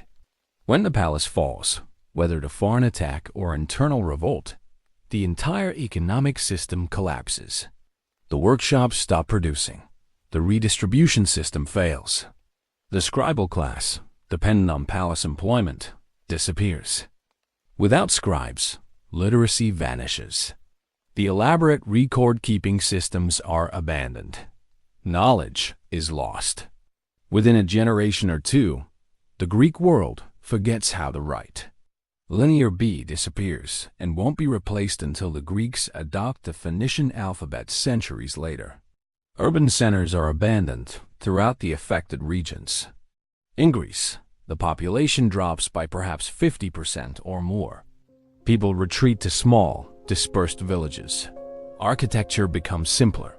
Pottery quality declines. International trade essentially ceases. Each community becomes isolated, surviving on local resources. It's not a complete return to the Neolithic, but it's a dramatic step backward. The achievements of centuries are lost. Technologies are forgotten. The cultural accomplishments of the Bronze Age survive only in fragmentary memories and isolated pockets. Interestingly, not all Bronze Age civilizations collapse. Egypt survives, though weakened. Mesopotamian kingdoms weather the storm relatively intact. Cyprus maintains some continuity, perhaps because its copper resources remain valuable. In the Levant, some cities survive or are quickly rebuilt. But the interconnected world system is shattered. The remaining civilizations turn inward, focusing on survival rather than expansion or cultural achievement. The collapse takes different forms in different places. In Anatolia, the Hittite Empire simply disappears. The capital is burned, possibly an internal revolt. The provinces break away into small, independent kingdoms. The great archive of cuneiform tablets ends abruptly, suggesting sudden, violent destruction. For centuries afterward, no one remembers the Hittites. Their very existence is forgotten until archaeologists in the 19th century rediscover them. In Greece, the destruction of the Mycenaean palaces is followed by population dispersal. Heroic stories about this period eventually written down centuries later as the Iliad and Odyssey remember this era as an age of heroes and great deeds, but they also remember it as an age that ended in fire and ruin. The Trojan War, whether historical or mythical, is set in this period. If Troy was destroyed, as archaeology suggests, it was just one casualty among hundreds. Some scholars argue that the collapse also involves internal revolts. The heavily hierarchical, exploitive palace economies create resentment among the lower classes. When external pressures weaken the palaces, internal revolts might administer the final blow. Evidence for this remains controversial, but it's plausible that the collapse is partly revolution, the Bronze Age proletariat rising against their masters. If so, the revolution doesn't create a better world. It creates chaos and hardship.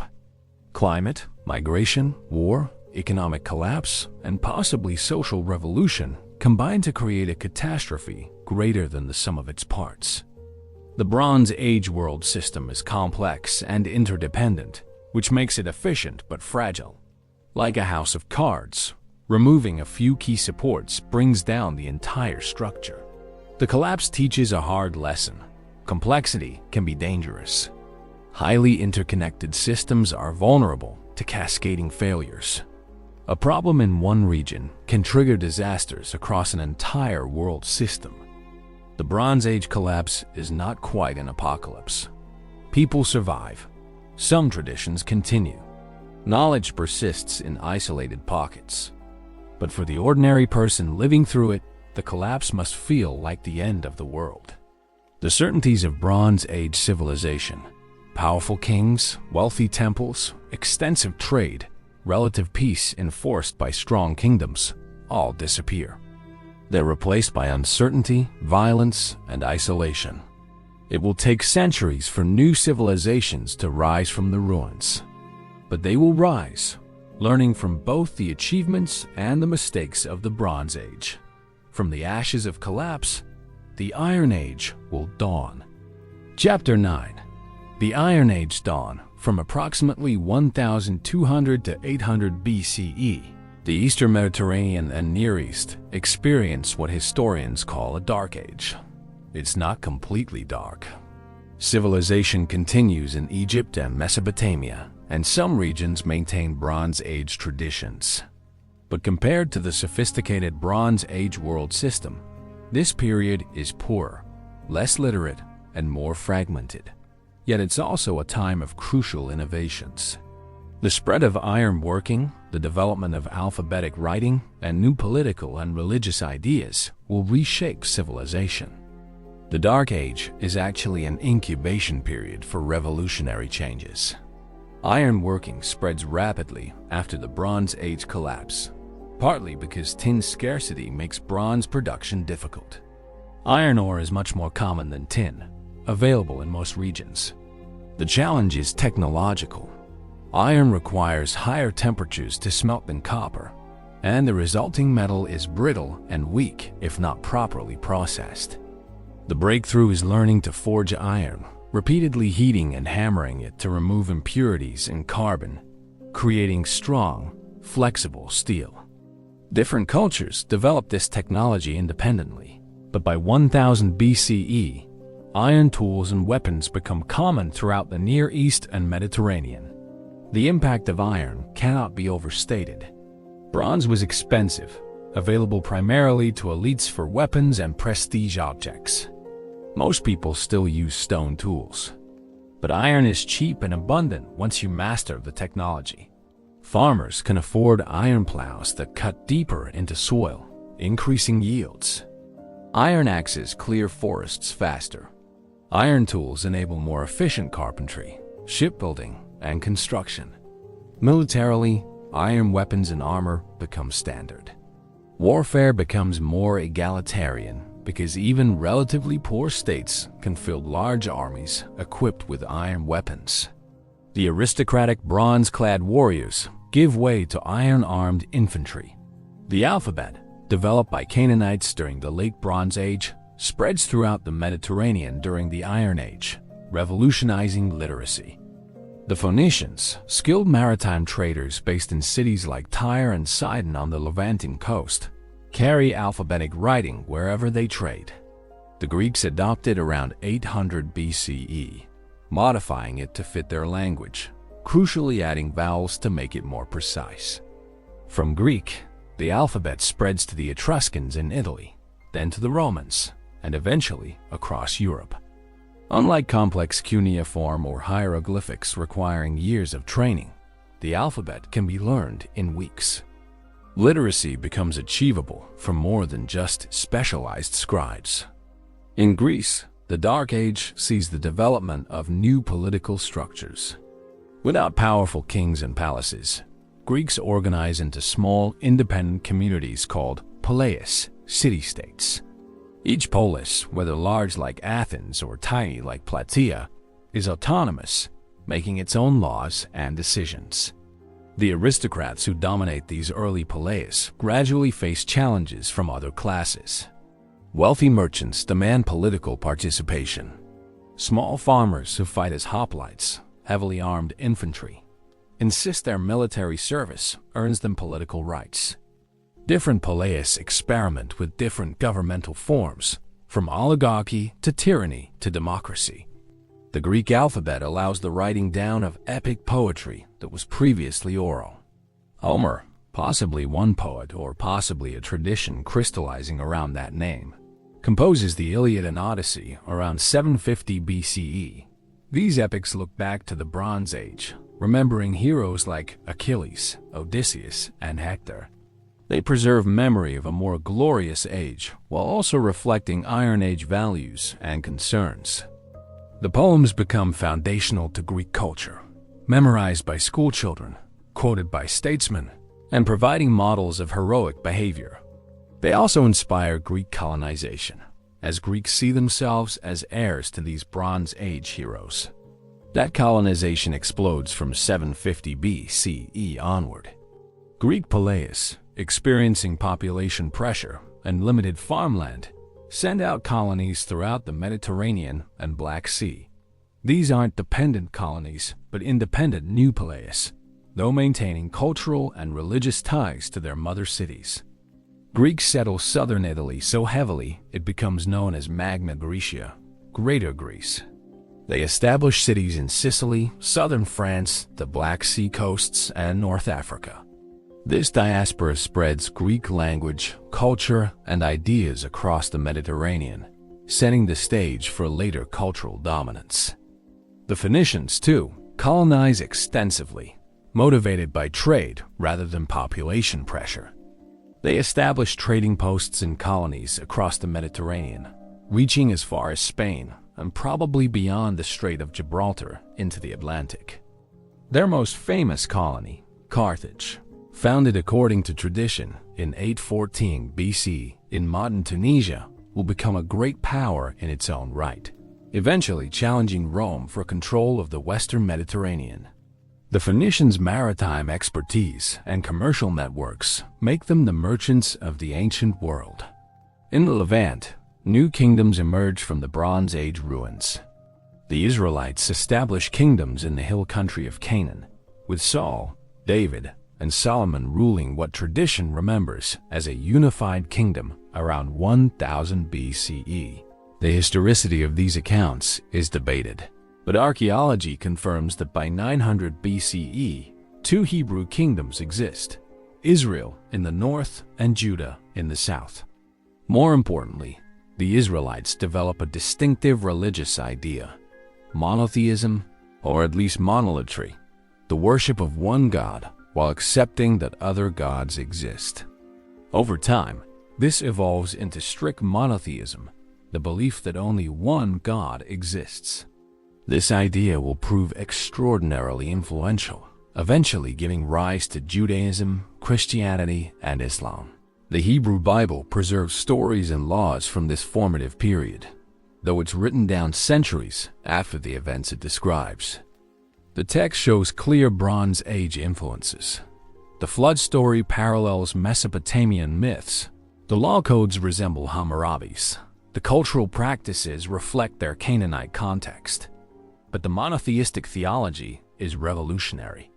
Instead of many gods representing natural forces and human institutions, there's one universal God, creator of everything, who establishes moral laws binding on all humans.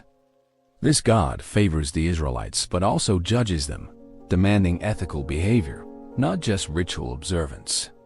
When tragedy strikes, it's not arbitrary divine whim but punishment for breaking divine law. In Mesopotamia, the Assyrians rise to dominate the Iron Age Near East.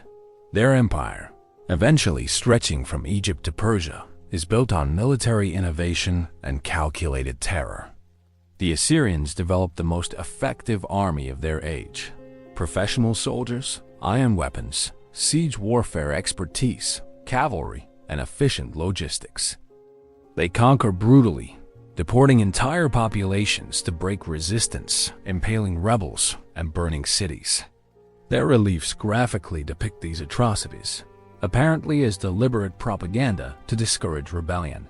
Yet they also create an efficient imperial administration, building roads, standardizing weights and measures, and collecting vast libraries of cuneiform tablets. The library at Nineveh, assembled by Ashurbanipal, preserves much of Mesopotamian literature.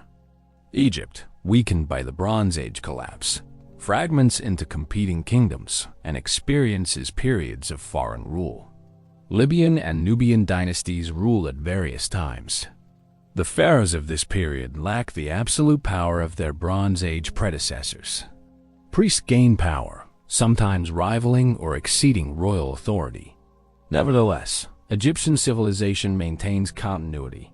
The temples continue functioning, the hieroglyphic script persists, and traditional religious practices remain largely unchanged.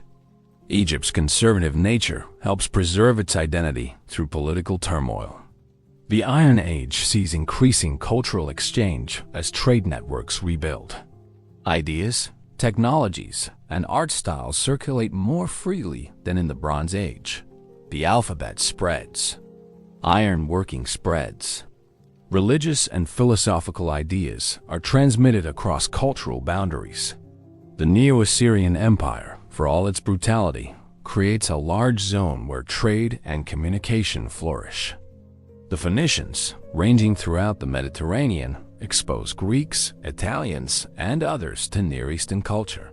This cross-fertilization will produce an explosion of creativity in the following centuries. By 800 BCE, the recovery from the Bronze Age collapse is largely complete. Populations have rebounded. New kingdoms and empires have formed. Trade flourishes once again. Iron Age civilizations are in some ways less sophisticated than their Bronze Age predecessors. Their art is cruder, their palaces smaller, their bureaucracies less elaborate. But they're also more resilient, more innovative, and more dynamic. The rigidity of Bronze Age palace economies has given way to more diverse, flexible social and economic structures. The stage is set for the classical civilizations that will dominate the next 1,000 years.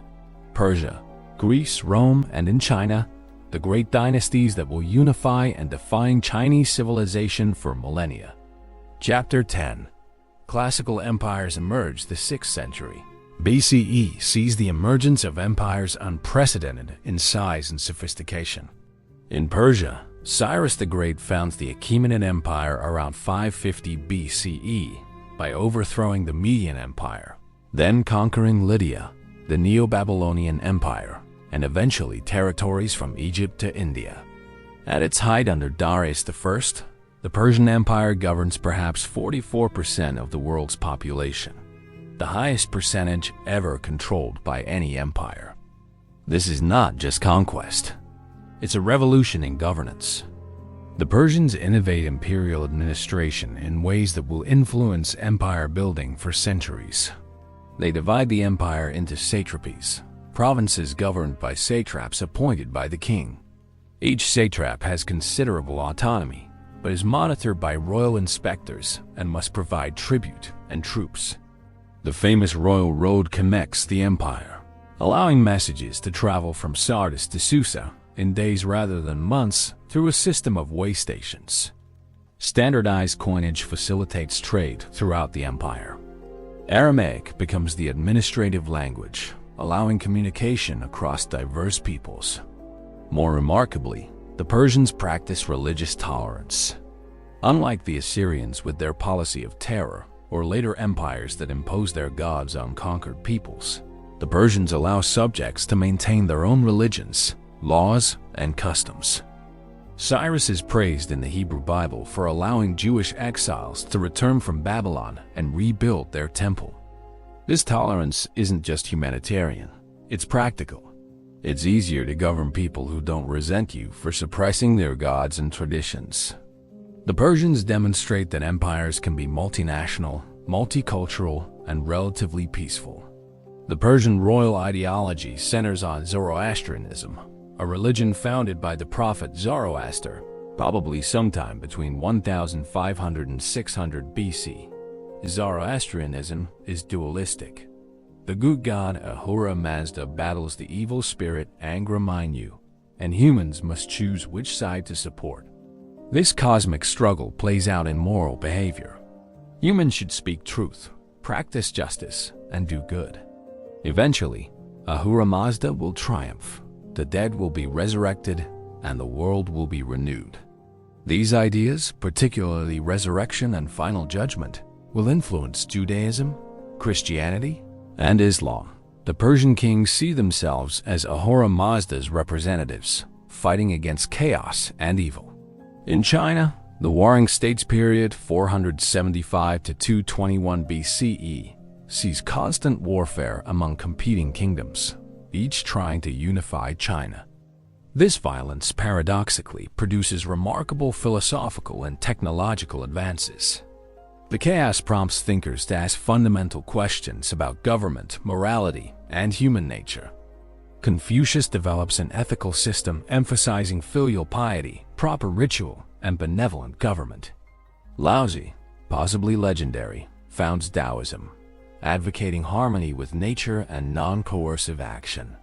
Mozi argues for universal love and utilitarianism. The legalists advocate strict laws and harsh punishments to create order. These philosophical schools shape Chinese civilization profoundly. Confucianism becomes the official imperial ideology, determining how government officials are educated and how society is organized. The emphasis on education, respect for tradition, and moral cultivation becomes deeply embedded in Chinese culture. Simultaneously, Taoism provides a spiritual and philosophical alternative, emphasizing the natural and spontaneous over the artificial and contrived. The interplay between Confucian engagement with society and Taoist withdrawal from it becomes a defining feature of Chinese thought. Meanwhile, iron tools transform Chinese agriculture. The iron plow, pulled by oxen, allows cultivation of previously unworkable heavy soils. Agricultural productivity soars, supporting larger populations and enabling the massive armies that fight for control of China. Crossbows give Chinese infantry a devastating weapon. Cavalry tactics develop. Walls are built to defend against nomadic peoples from the steppes. These defensive walls will eventually be connected and extended into the Great Wall, though that's still centuries in the future. In the Mediterranean, the Greeks face the Persian threat. When the Persian Empire expands into Anatolia, conquering the Greek cities on Asia Minor's coast, conflict becomes inevitable. The Ionian Revolt, 499 to 494 BCE, sees these Greek cities rebel against Persian rule, with help from Athens. The revolt fails, but Darius decides to punish Athens.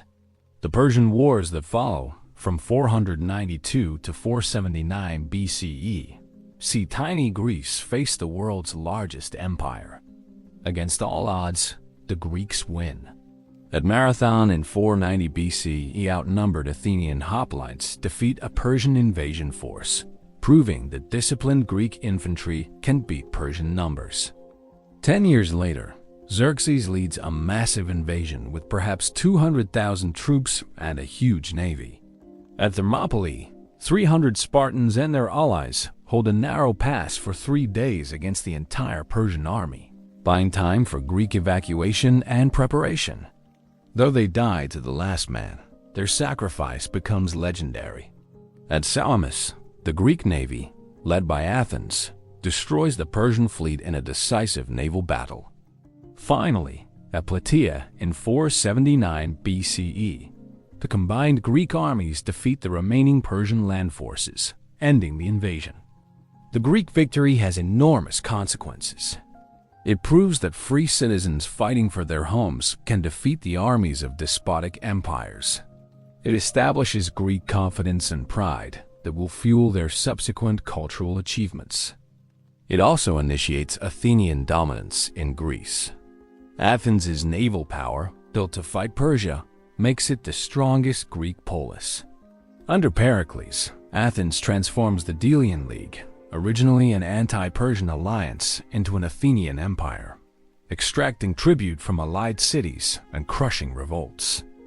The tribute finances the construction of the Parthenon and other monuments that still define classical Athens. The 5th century BCE becomes Greece's golden age. Athenian democracy reaches its fullest development, with all male citizens participating in the assembly that makes laws and policy decisions. This isn't representative democracy, but direct democracy, with thousands of citizens voting on every decision.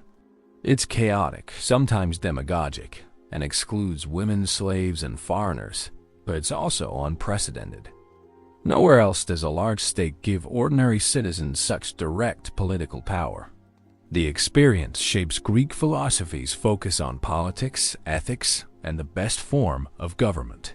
Greek drama flourishes. Aeschylus, Sophocles, and Euripides write tragedies exploring fate, justice, human nature, and the relationship between humans and gods. Their plays, performed at religious festivals, grapple with profound questions. Can humans escape fate? What do we owe to family versus state? When do laws become unjust? Aristophanes writes comedies satirizing politicians, philosophers, and social trends with a bawdiness that shocks modern readers. These plays aren't just entertainment. Or is in these boys? Aren't just. They're how Athenians think through their society's problems and possibilities. Philosophy reaches new heights. Socrates, wandering Athens asking uncomfortable questions, challenges traditional beliefs and assumptions. His method, examining beliefs through questioning, becomes foundational to Western philosophy. His execution by Athens in 399 BCE for allegedly corrupting youth and impiety makes him a martyr for free inquiry. His student Plato founds the academy and writes dialogues exploring justice, knowledge, the ideal state, and the nature of reality. His theory of forms, arguing that perfect ideals exist beyond the material world, influences philosophy and theology for millennia. Plato's student Aristotle systematizes knowledge across physics, biology, ethics, politics, and logic, creating frameworks that dominate Western thought until the Renaissance. Greek culture spreads through colonization and trade. From the Black Sea to Spain, Greek colonies maintain Greek language, religion, and culture while also absorbing local influences. Greek becomes the lingua franca of the Eastern Mediterranean. Greek art styles influence non-Greek peoples. Greek political ideas spread, yet Greek political unity proves impossible. The Peleus remain fiercely independent, frequently warring with each other. The Peloponnesian War, 431 to 404 BCE, sees Athens fight Sparta and their respective allies in a devastating conflict that exhausts all of Greece. Athens loses, but Sparta's victory is hollow. Within decades, Greek weakness allows new powers to emerge. In Italy, Rome is rising. Founded according to legend in 753 BCE, Rome spends its early centuries as a minor city-state fighting neighboring peoples. It develops unique political institutions. The Republic, with elected consuls serving one-year terms, a Senate advising on policy, and assemblies where citizens vote on laws and officials. This mixed constitution, combining elements of monarchy, aristocracy, and democracy, creates a remarkably stable and effective government. More importantly, Rome develops the most effective military system of the ancient world. Roman legions, heavily armed infantry organized in flexible formations, proved superior to the Greek phalanx. Roman military success comes not from superior equipment or numbers, but from discipline, training, logistics, and strategic thinking. Rome also innovates in how it treats conquered peoples. Unlike empires that simply extract tribute, Rome offers a path to Roman citizenship. Allies can become Romans, gaining legal rights and political participation. This policy creates loyalty and allows Rome to absorb conquered peoples, turning potential enemies into committed supporters. It's a stroke of genius that enables Rome's expansion. By the 3rd century BCE, Rome dominates Italy, defeating Etruscans, Samnites, and Greek colonies in the south. Then Rome confronts Carthage for control of the western Mediterranean. The Punic Wars, 264 to 146 BCE, pit Rome against Carthage in 3 massive conflicts. Rome wins the first, gaining Sicily. In the second, Hannibal Barca leads Carthaginian forces from Spain across the Alps into Italy, inflicting devastating defeats on Roman armies. For 15 years, Hannibal campaigns in Italy, but Rome refuses to surrender. Eventually, Roman general Scipio Africanus carries the war to North Africa, defeating Hannibal at Zama in 202 BCE. The final Punic War ends with Carthage's complete destruction in 146 BCE. Rome is now the dominant power in the western Mediterranean. In the east, Alexander the Great transforms the ancient world. Philip II of Macedon conquers Greece, uniting it for the first time under Macedonian hegemony. His son Alexander inherits a powerful army, and his father's ambition multiplied tenfold. Between 334 and 323 BCE, in just 11 years, Alexander conquers the Persian Empire, Egypt, and territories extending into India. He never loses a battle. His campaigns are masterpieces of strategy and audacity. He founds cities, most named Alexandria, as far east as modern Afghanistan. But Alexander isn't just a conqueror. He attempts to fuse Greek and Persian culture, marrying Persian nobility, adopting Persian customs, and encouraging his soldiers to marry local women. He spreads Greek culture throughout the conquered territories, creating a Hellenistic civilization that blends Greek and Eastern elements. Greek becomes the language of the educated elite from Egypt to India. Greek art styles combine with local traditions. Greek philosophy and science spread. When Alexander dies suddenly in 323 BCE at age 32, his empire fragments among his generals, but the cultural transformation persists. The Hellenistic kingdoms that emerge from Alexander's empire, Ptolemaic Egypt, Seleucid Syria, and others, are wealthy, cosmopolitan, and culturally vibrant. Alexandria in Egypt becomes the intellectual capital of the ancient world, with its famous library containing hundreds of thousands of scrolls. Scholars there study mathematics, astronomy, medicine, and geography. Eratosthenes calculates Earth's circumference with remarkable accuracy. Euclid systematizes geometry. Archimedes makes breakthrough discoveries in mathematics and physics. Hellenistic art becomes more realistic and emotional than classical Greek art. The Nike of Samothrace and the Venus de Milo date from this period.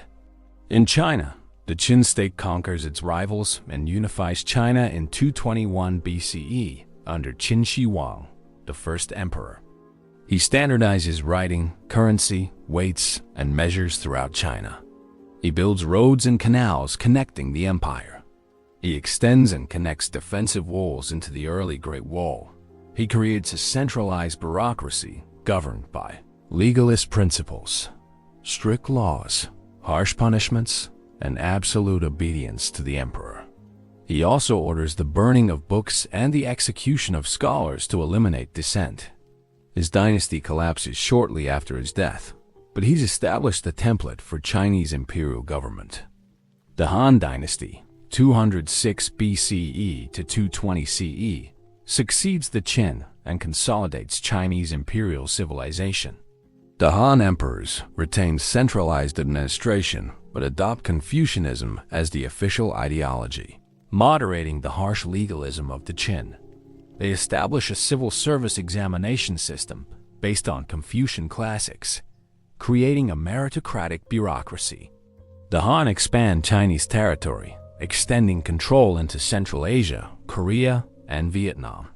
They established the Silk Road, trading Chinese silk for Western gold, eventually connecting China to Rome through multiple intermediaries. By the 1st century BCE, the classical world is dominated by massive empires: Rome in the west, Parthia in Persia, the Kushans in Central Asia, and Han China in the east.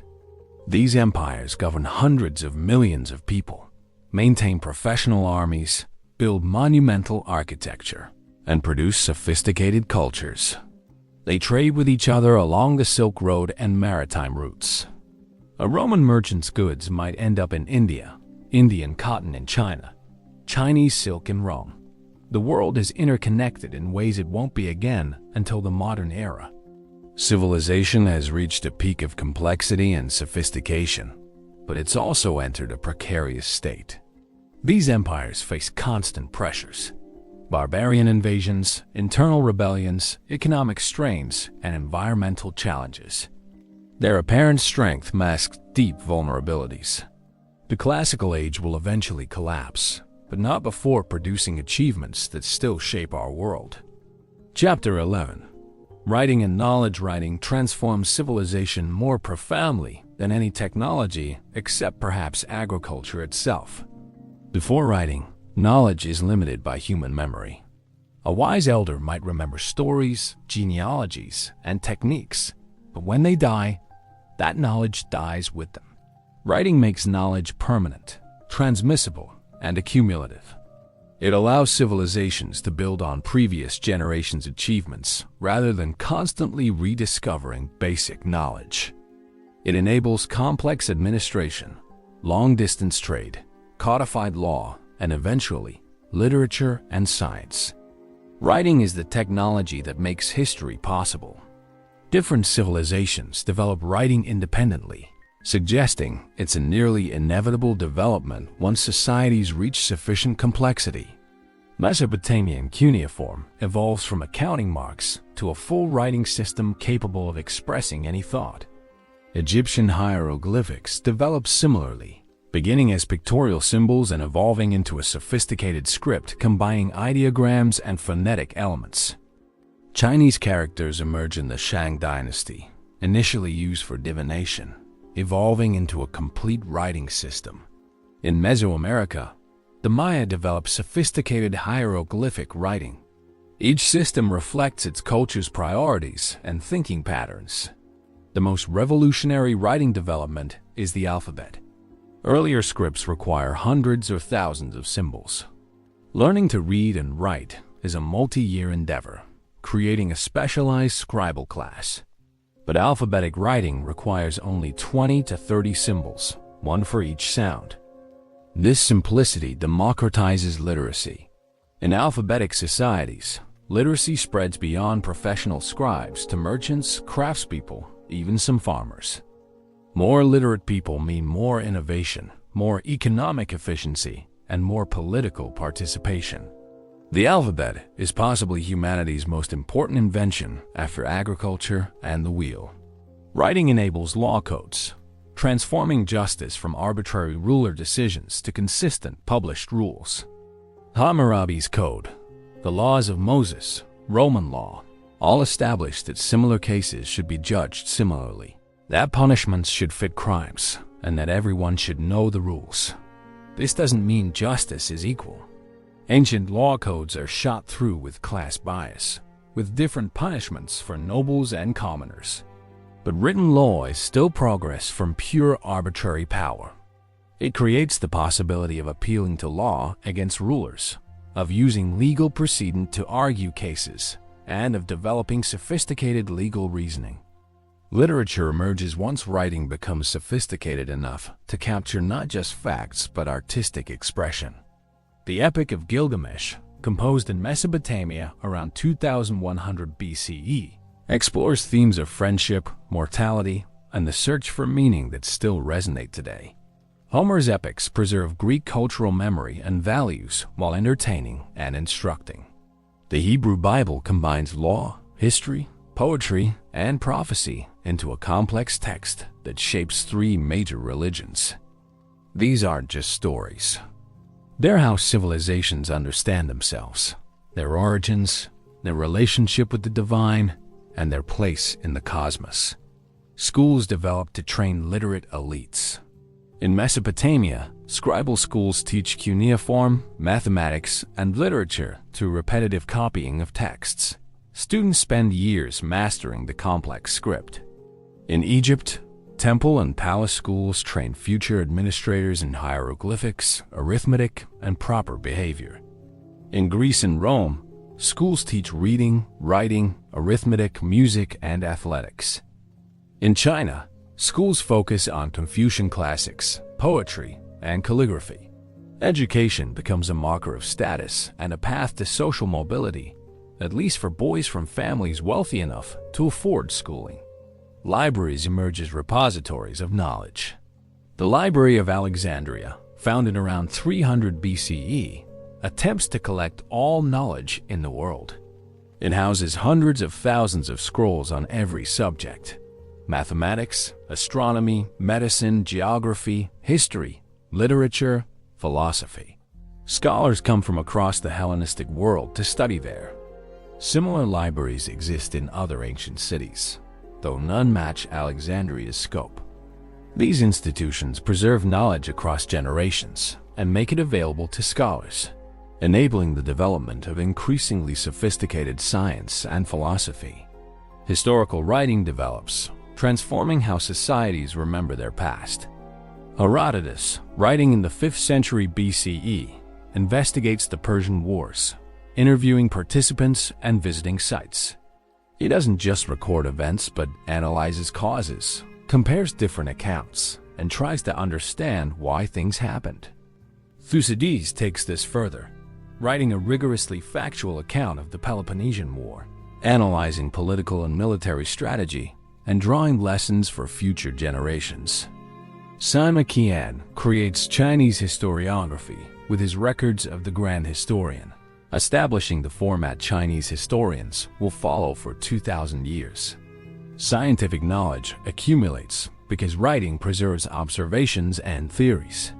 Babylonian astronomers keep detailed records of celestial phenomena over centuries, allowing them to predict eclipses and planetary movements.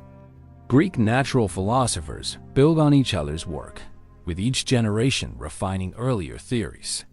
Aristotle can refer to earlier thinkers like Thales and Anaximander, agreeing with some ideas and refuting others. This ongoing conversation accelerates the development of knowledge. By the Hellenistic period, Greek scientists understand Earth is spherical, measure its circumference, develop sophisticated geometry, and create mechanical devices of remarkable complexity. Medicine advances through written transmission of knowledge. Egyptian medical papyri preserve surgical techniques and pharmaceutical recipes. Greek physicians, particularly Hippocrates and his school, develop medicine based on observation rather than pure superstition, recording symptoms, treatments, and outcomes. They're wrong about much, like the theory of 4 humors, but their empirical approach, carefully recording and analyzing cases, creates the foundation for scientific medicine. Galen, a Roman-era physician, writes extensively on anatomy and physiology, and his texts will dominate medical knowledge for over 1,000 years. Mathematics develops sophisticated tools for engineering, astronomy, and commerce. Babylonian mathematicians develop algebra and number theory. Greek mathematicians create deductive geometry, proving theorems from axioms. Euclid's Elements systematizes geometric knowledge in a form still taught today. Archimedes calculates areas and volumes of complex shapes, anticipating integral calculus. Chinese mathematicians independently develop similar techniques, solving systems of equations and working with negative numbers. Indian mathematicians will later develop the place value number system and the concept of zero, revolutionary innovations that make modern mathematics possible. Philosophy emerges from writing's ability to preserve abstract arguments across time. Socrates, Plato, and Aristotle can build on each other's ideas because Plato writes dialogues preserving Socratic questioning, and Aristotle writes treatises systematizing all knowledge. They debate fundamental questions. What is justice? What is knowledge? What is the good life? Their arguments, preserved in texts, continue influencing thinking 2,000 years later. Similar philosophical traditions develop in China, India, and elsewhere, each preserved through written texts allowing centuries-long conversations. Yet writing also has a dark side. It's used to maintain bureaucratic control, tracking citizens and extracting taxes efficiently.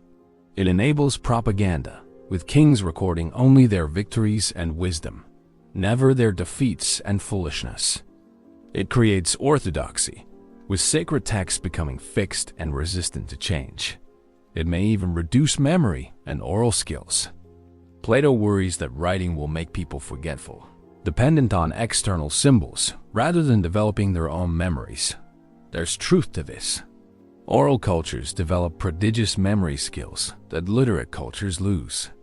Religious texts become increasingly important. The Hebrew Bible develops over centuries, preserving Israelite history, law, prophecy, and wisdom literature. The Vedas preserve ancient Indian religious hymns and rituals. Zoroastrian texts codify Persian religious thought. Later, Buddhist sutras, Christian scriptures, and eventually, the Quran will continue this pattern of religion based on authoritative written texts. These texts don't just preserve religious knowledge. They shape and sometimes rigidify religious traditions, creating scriptural authorities that can be quoted to settle disputes or, conversely, interpreted differently to support competing views. Technical knowledge spreads through written manuals. Agricultural texts explain farming techniques. Architectural treatises describe building methods. Military manuals detail tactics and strategy. Medical texts explain treatments. These manuals allow knowledge to spread beyond master-apprentice relationships, though practical skills still require hands-on training. Nevertheless, writing accelerates technological diffusion, allowing innovations to spread faster than they could through pure demonstration. By the end of the classical period, the great civilizations have accumulated vast stores of written knowledge. Libraries in Alexandria, Rome, and Chinese capital cities house hundreds of thousands of texts. Educated elites can access knowledge from centuries earlier, from distant lands, and from diverse fields. This accumulated knowledge base makes classical civilizations far more capable than their Bronze Age predecessors. They can build larger structures, govern more effectively, wage war more efficiently, and think more sophisticatedly about the world and their place in it. Writing has made all of this possible. When classical civilizations eventually collapse, the loss and preservation of written knowledge will determine how much is saved for future generations. The books that survive will shape the medieval and modern worlds. The books that are lost will leave gaps in our understanding of the ancient world that we alone never completely fill. The power of writing extends far beyond simple record-keeping into the realm of identity and memory itself. When a civilization commits its stories to written form, it creates a collective memory that transcends individual lifetimes. The Mesopotamians don't just remember Gilgamesh through oral tradition. They read his adventures in cuneiform tablets, experiencing the same words their great-grandparents read. This continuity of text creates continuity of culture. A Roman citizen in Britain reads the same Virgil that a Roman in Syria reads, creating shared cultural reference points across vast distances. Writing makes culture portable and permanent in ways oral tradition never can. The economics of literacy shape ancient societies profoundly. In societies with complex scripts like cuneiform or hieroglyphics, scribes form a powerful professional class. They're essential for administration, temple operations, trade, and legal matters. Their specialized knowledge gives them status and income far above ordinary laborers. Scribal schools become gatekeepers of social mobility. A talented boy from a modest family might enter scribal training and rise to administrative positions, while wealthy families ensure their sons receive education to maintain their status. The difficulty of the script itself becomes a tool of social stratification, keeping literacy rare and valuable. But alphabetic writing changes this dynamic dramatically. When the Phoenician alphabet spreads through the Mediterranean, literacy becomes achievable for merchants, craftspeople, and even some slaves. This democratization of literacy has revolutionary implications. In Athens, where many citizens can read and write, democracy becomes possible. Citizens can read proposed laws, written contracts, bind agreements, and political debate moves beyond face-to-face oratory to include written arguments. The alphabet doesn't create democracy, but it enables it in ways that complex scripts never could. A society where only priests and nobles can read will never develop the same political structures as one where shopkeepers and farmers are literate. The preservation of texts becomes a central concern for ancient civilizations. Papyrus, made from Egyptian reeds, provides an excellent writing surface but deteriorates over time, especially in humid climates. Parchment, made from animal skins, lasts longer but costs more. Clay tablets, used in Mesopotamia, are nearly indestructible but bulky and heavy. Each medium shapes what gets recorded. Important texts are copied repeatedly to prevent loss. In Egypt, temple libraries employ scribes whose sole job is copying deteriorating papyri onto fresh sheets. In China, texts are carved on the stone stele for permanent preservation. The most valued texts, religious scriptures, and literary classics survive through constant recopying, while ephemeral documents like personal letters or merchant accounts are lost. Writing enables increasingly sophisticated record-keeping that makes complex societies possible. In ancient Egypt, scribes tracked the Nile's flood levels over centuries, allowing predictions of flood heights and harvest yields. Tax collectors record who owns which fields and what they owe. Military quartermasters track supplies for armies of thousands. Temple administrators manage estates employing hundreds of workers, tracking their rations, work assignments, and output. Without writing, this level of administrative complexity is impossible. You simply cannot remember all the details necessary to run a large state. Writing becomes the nervous system of civilization, carrying information that allows the social organism to function.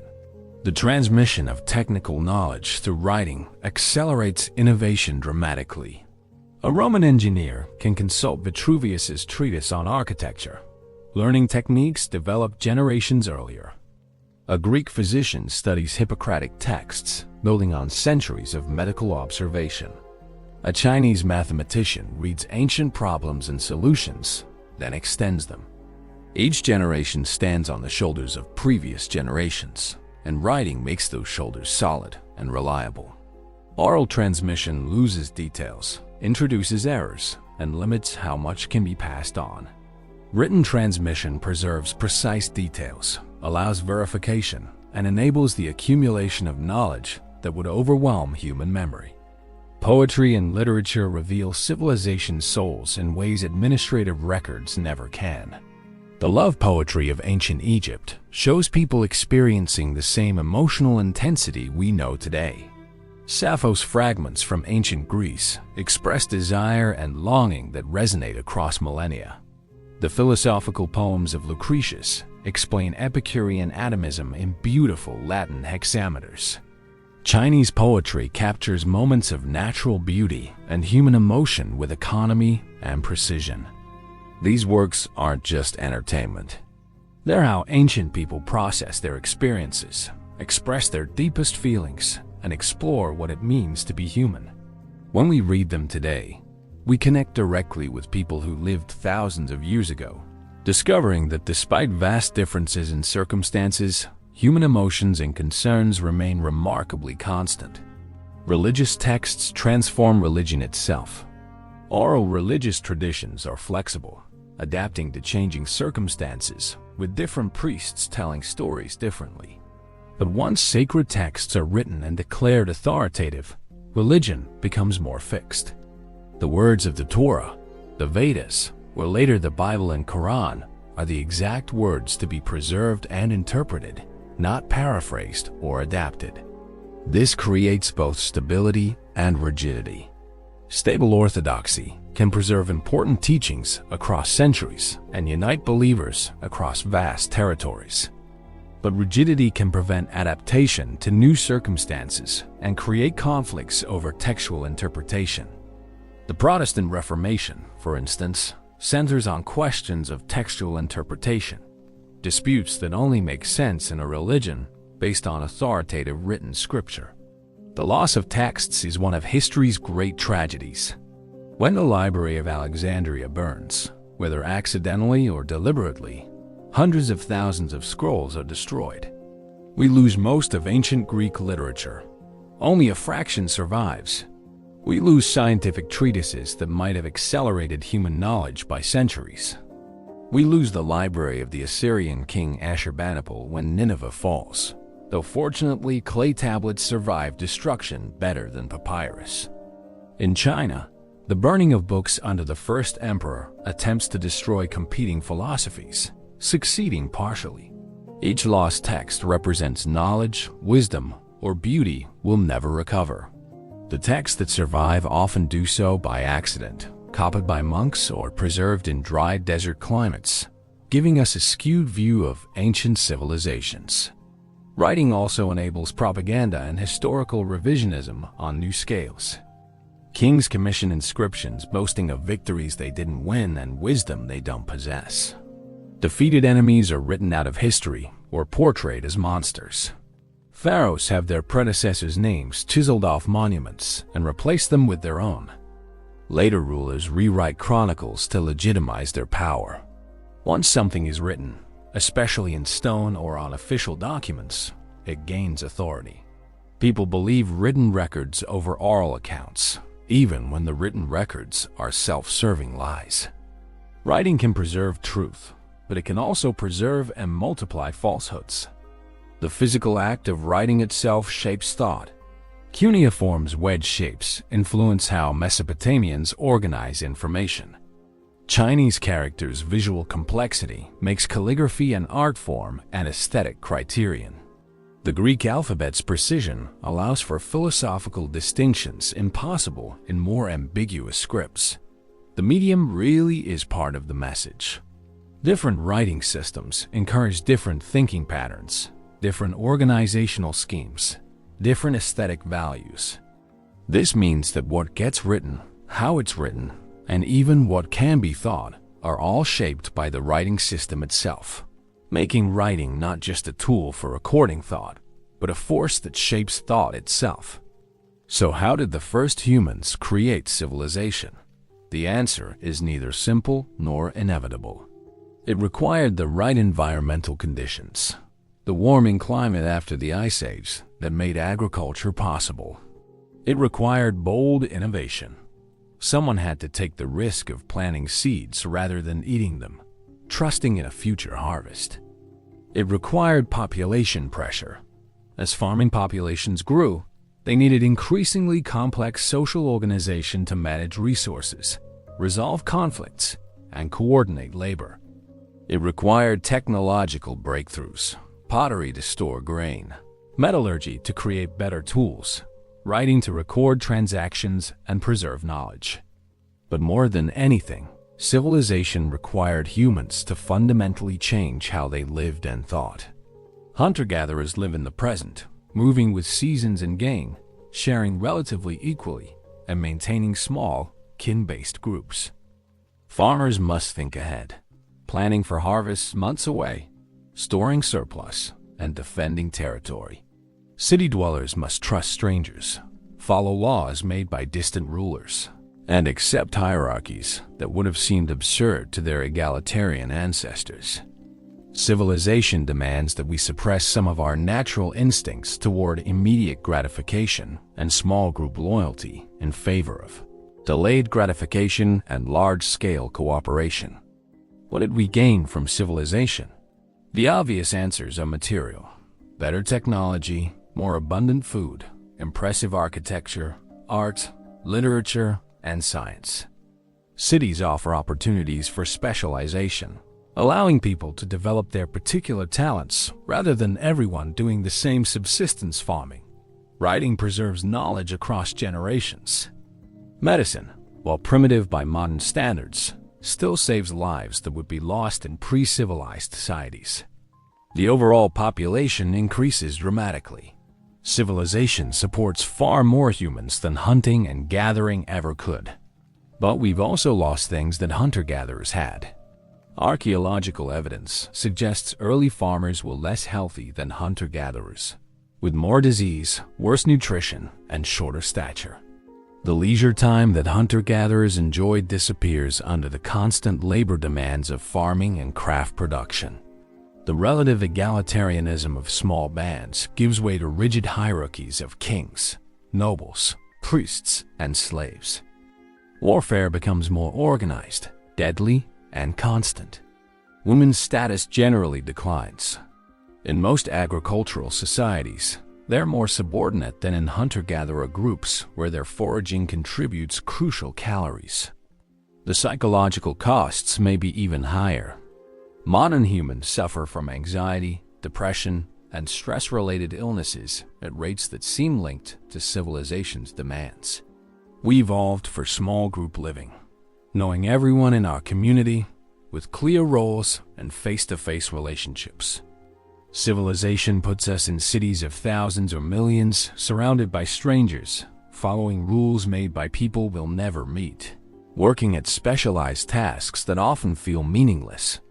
The disconnect between our evolved psychology and our civilized lifestyle creates tensions that still plague us.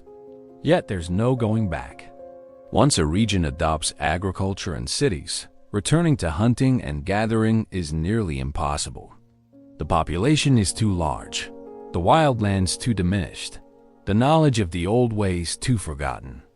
Some groups have tried to maintain hunter-gatherer lifestyles into the modern era, but they're pushed into marginal lands, their territories constantly shrinking under population pressure from agricultural societies. Civilization is a one-way door. Once you walk through, it closes behind you. The question is not whether civilization is good or bad, a simplistic judgment that ignores reality's complexity. Civilization is simply what humans created in response to changing conditions and opportunities.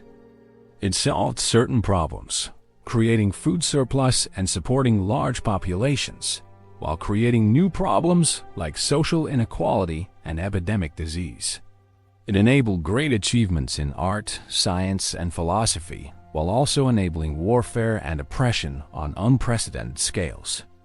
It's both humanity's greatest triumph and its most questionable choice. Looking at our first civilizations, from Sumerian cities to the Roman Empire, from Yellow River cultures to Mesoamerican kingdoms, we see humanity experimenting with different solutions to the same fundamental challenges. How do you organize thousands or millions of people? How do you create and distribute resources? How do you maintain order without everyone constantly fighting? How do you pass knowledge to the next generation? How do you find meaning in existence? Different civilizations answer these questions differently, creating the rich diversity of human cultures. But they all grapple with the same basic issues that emerged when we first settled down, planted crops, and built cities. The legacy of these first civilizations remains with us today. We inherit their technologies: agriculture, metallurgy, the wheel, writing. We inherit their institutions: government, law, military organization, schools. We inherit their ideas: monotheism from ancient Israel, philosophy from ancient Greece, Confucian ethics from ancient China. We inherit their problems: inequality, warfare, environmental degradation, the tension between individual freedom and social order. Understanding how civilization began helps us understand ourselves, our societies, and perhaps how to build better futures. The woman kneeling in the dirt 12,000 years ago, planting those first seeds, changed everything. She didn't know she was beginning a revolution that would transform our species. She was just trying to feed her family. But her simple act set in motion a cascade of changes that would lead to cities, writing, science, art, empires, and everything we call civilization. From those first planted seeds grew the entire complex, magnificent, terrible, beautiful edifice of human civilization. We are still in many ways living with the consequences of that choice, still trying to reconcile our hunter-gatherer psychology with our civilized reality, still experimenting with how to live together in complex societies, still seeking answers to the eternal questions that troubled our ancestors as they built the first cities and temples in Mesopotamia, Egypt, China, and across the ancient world.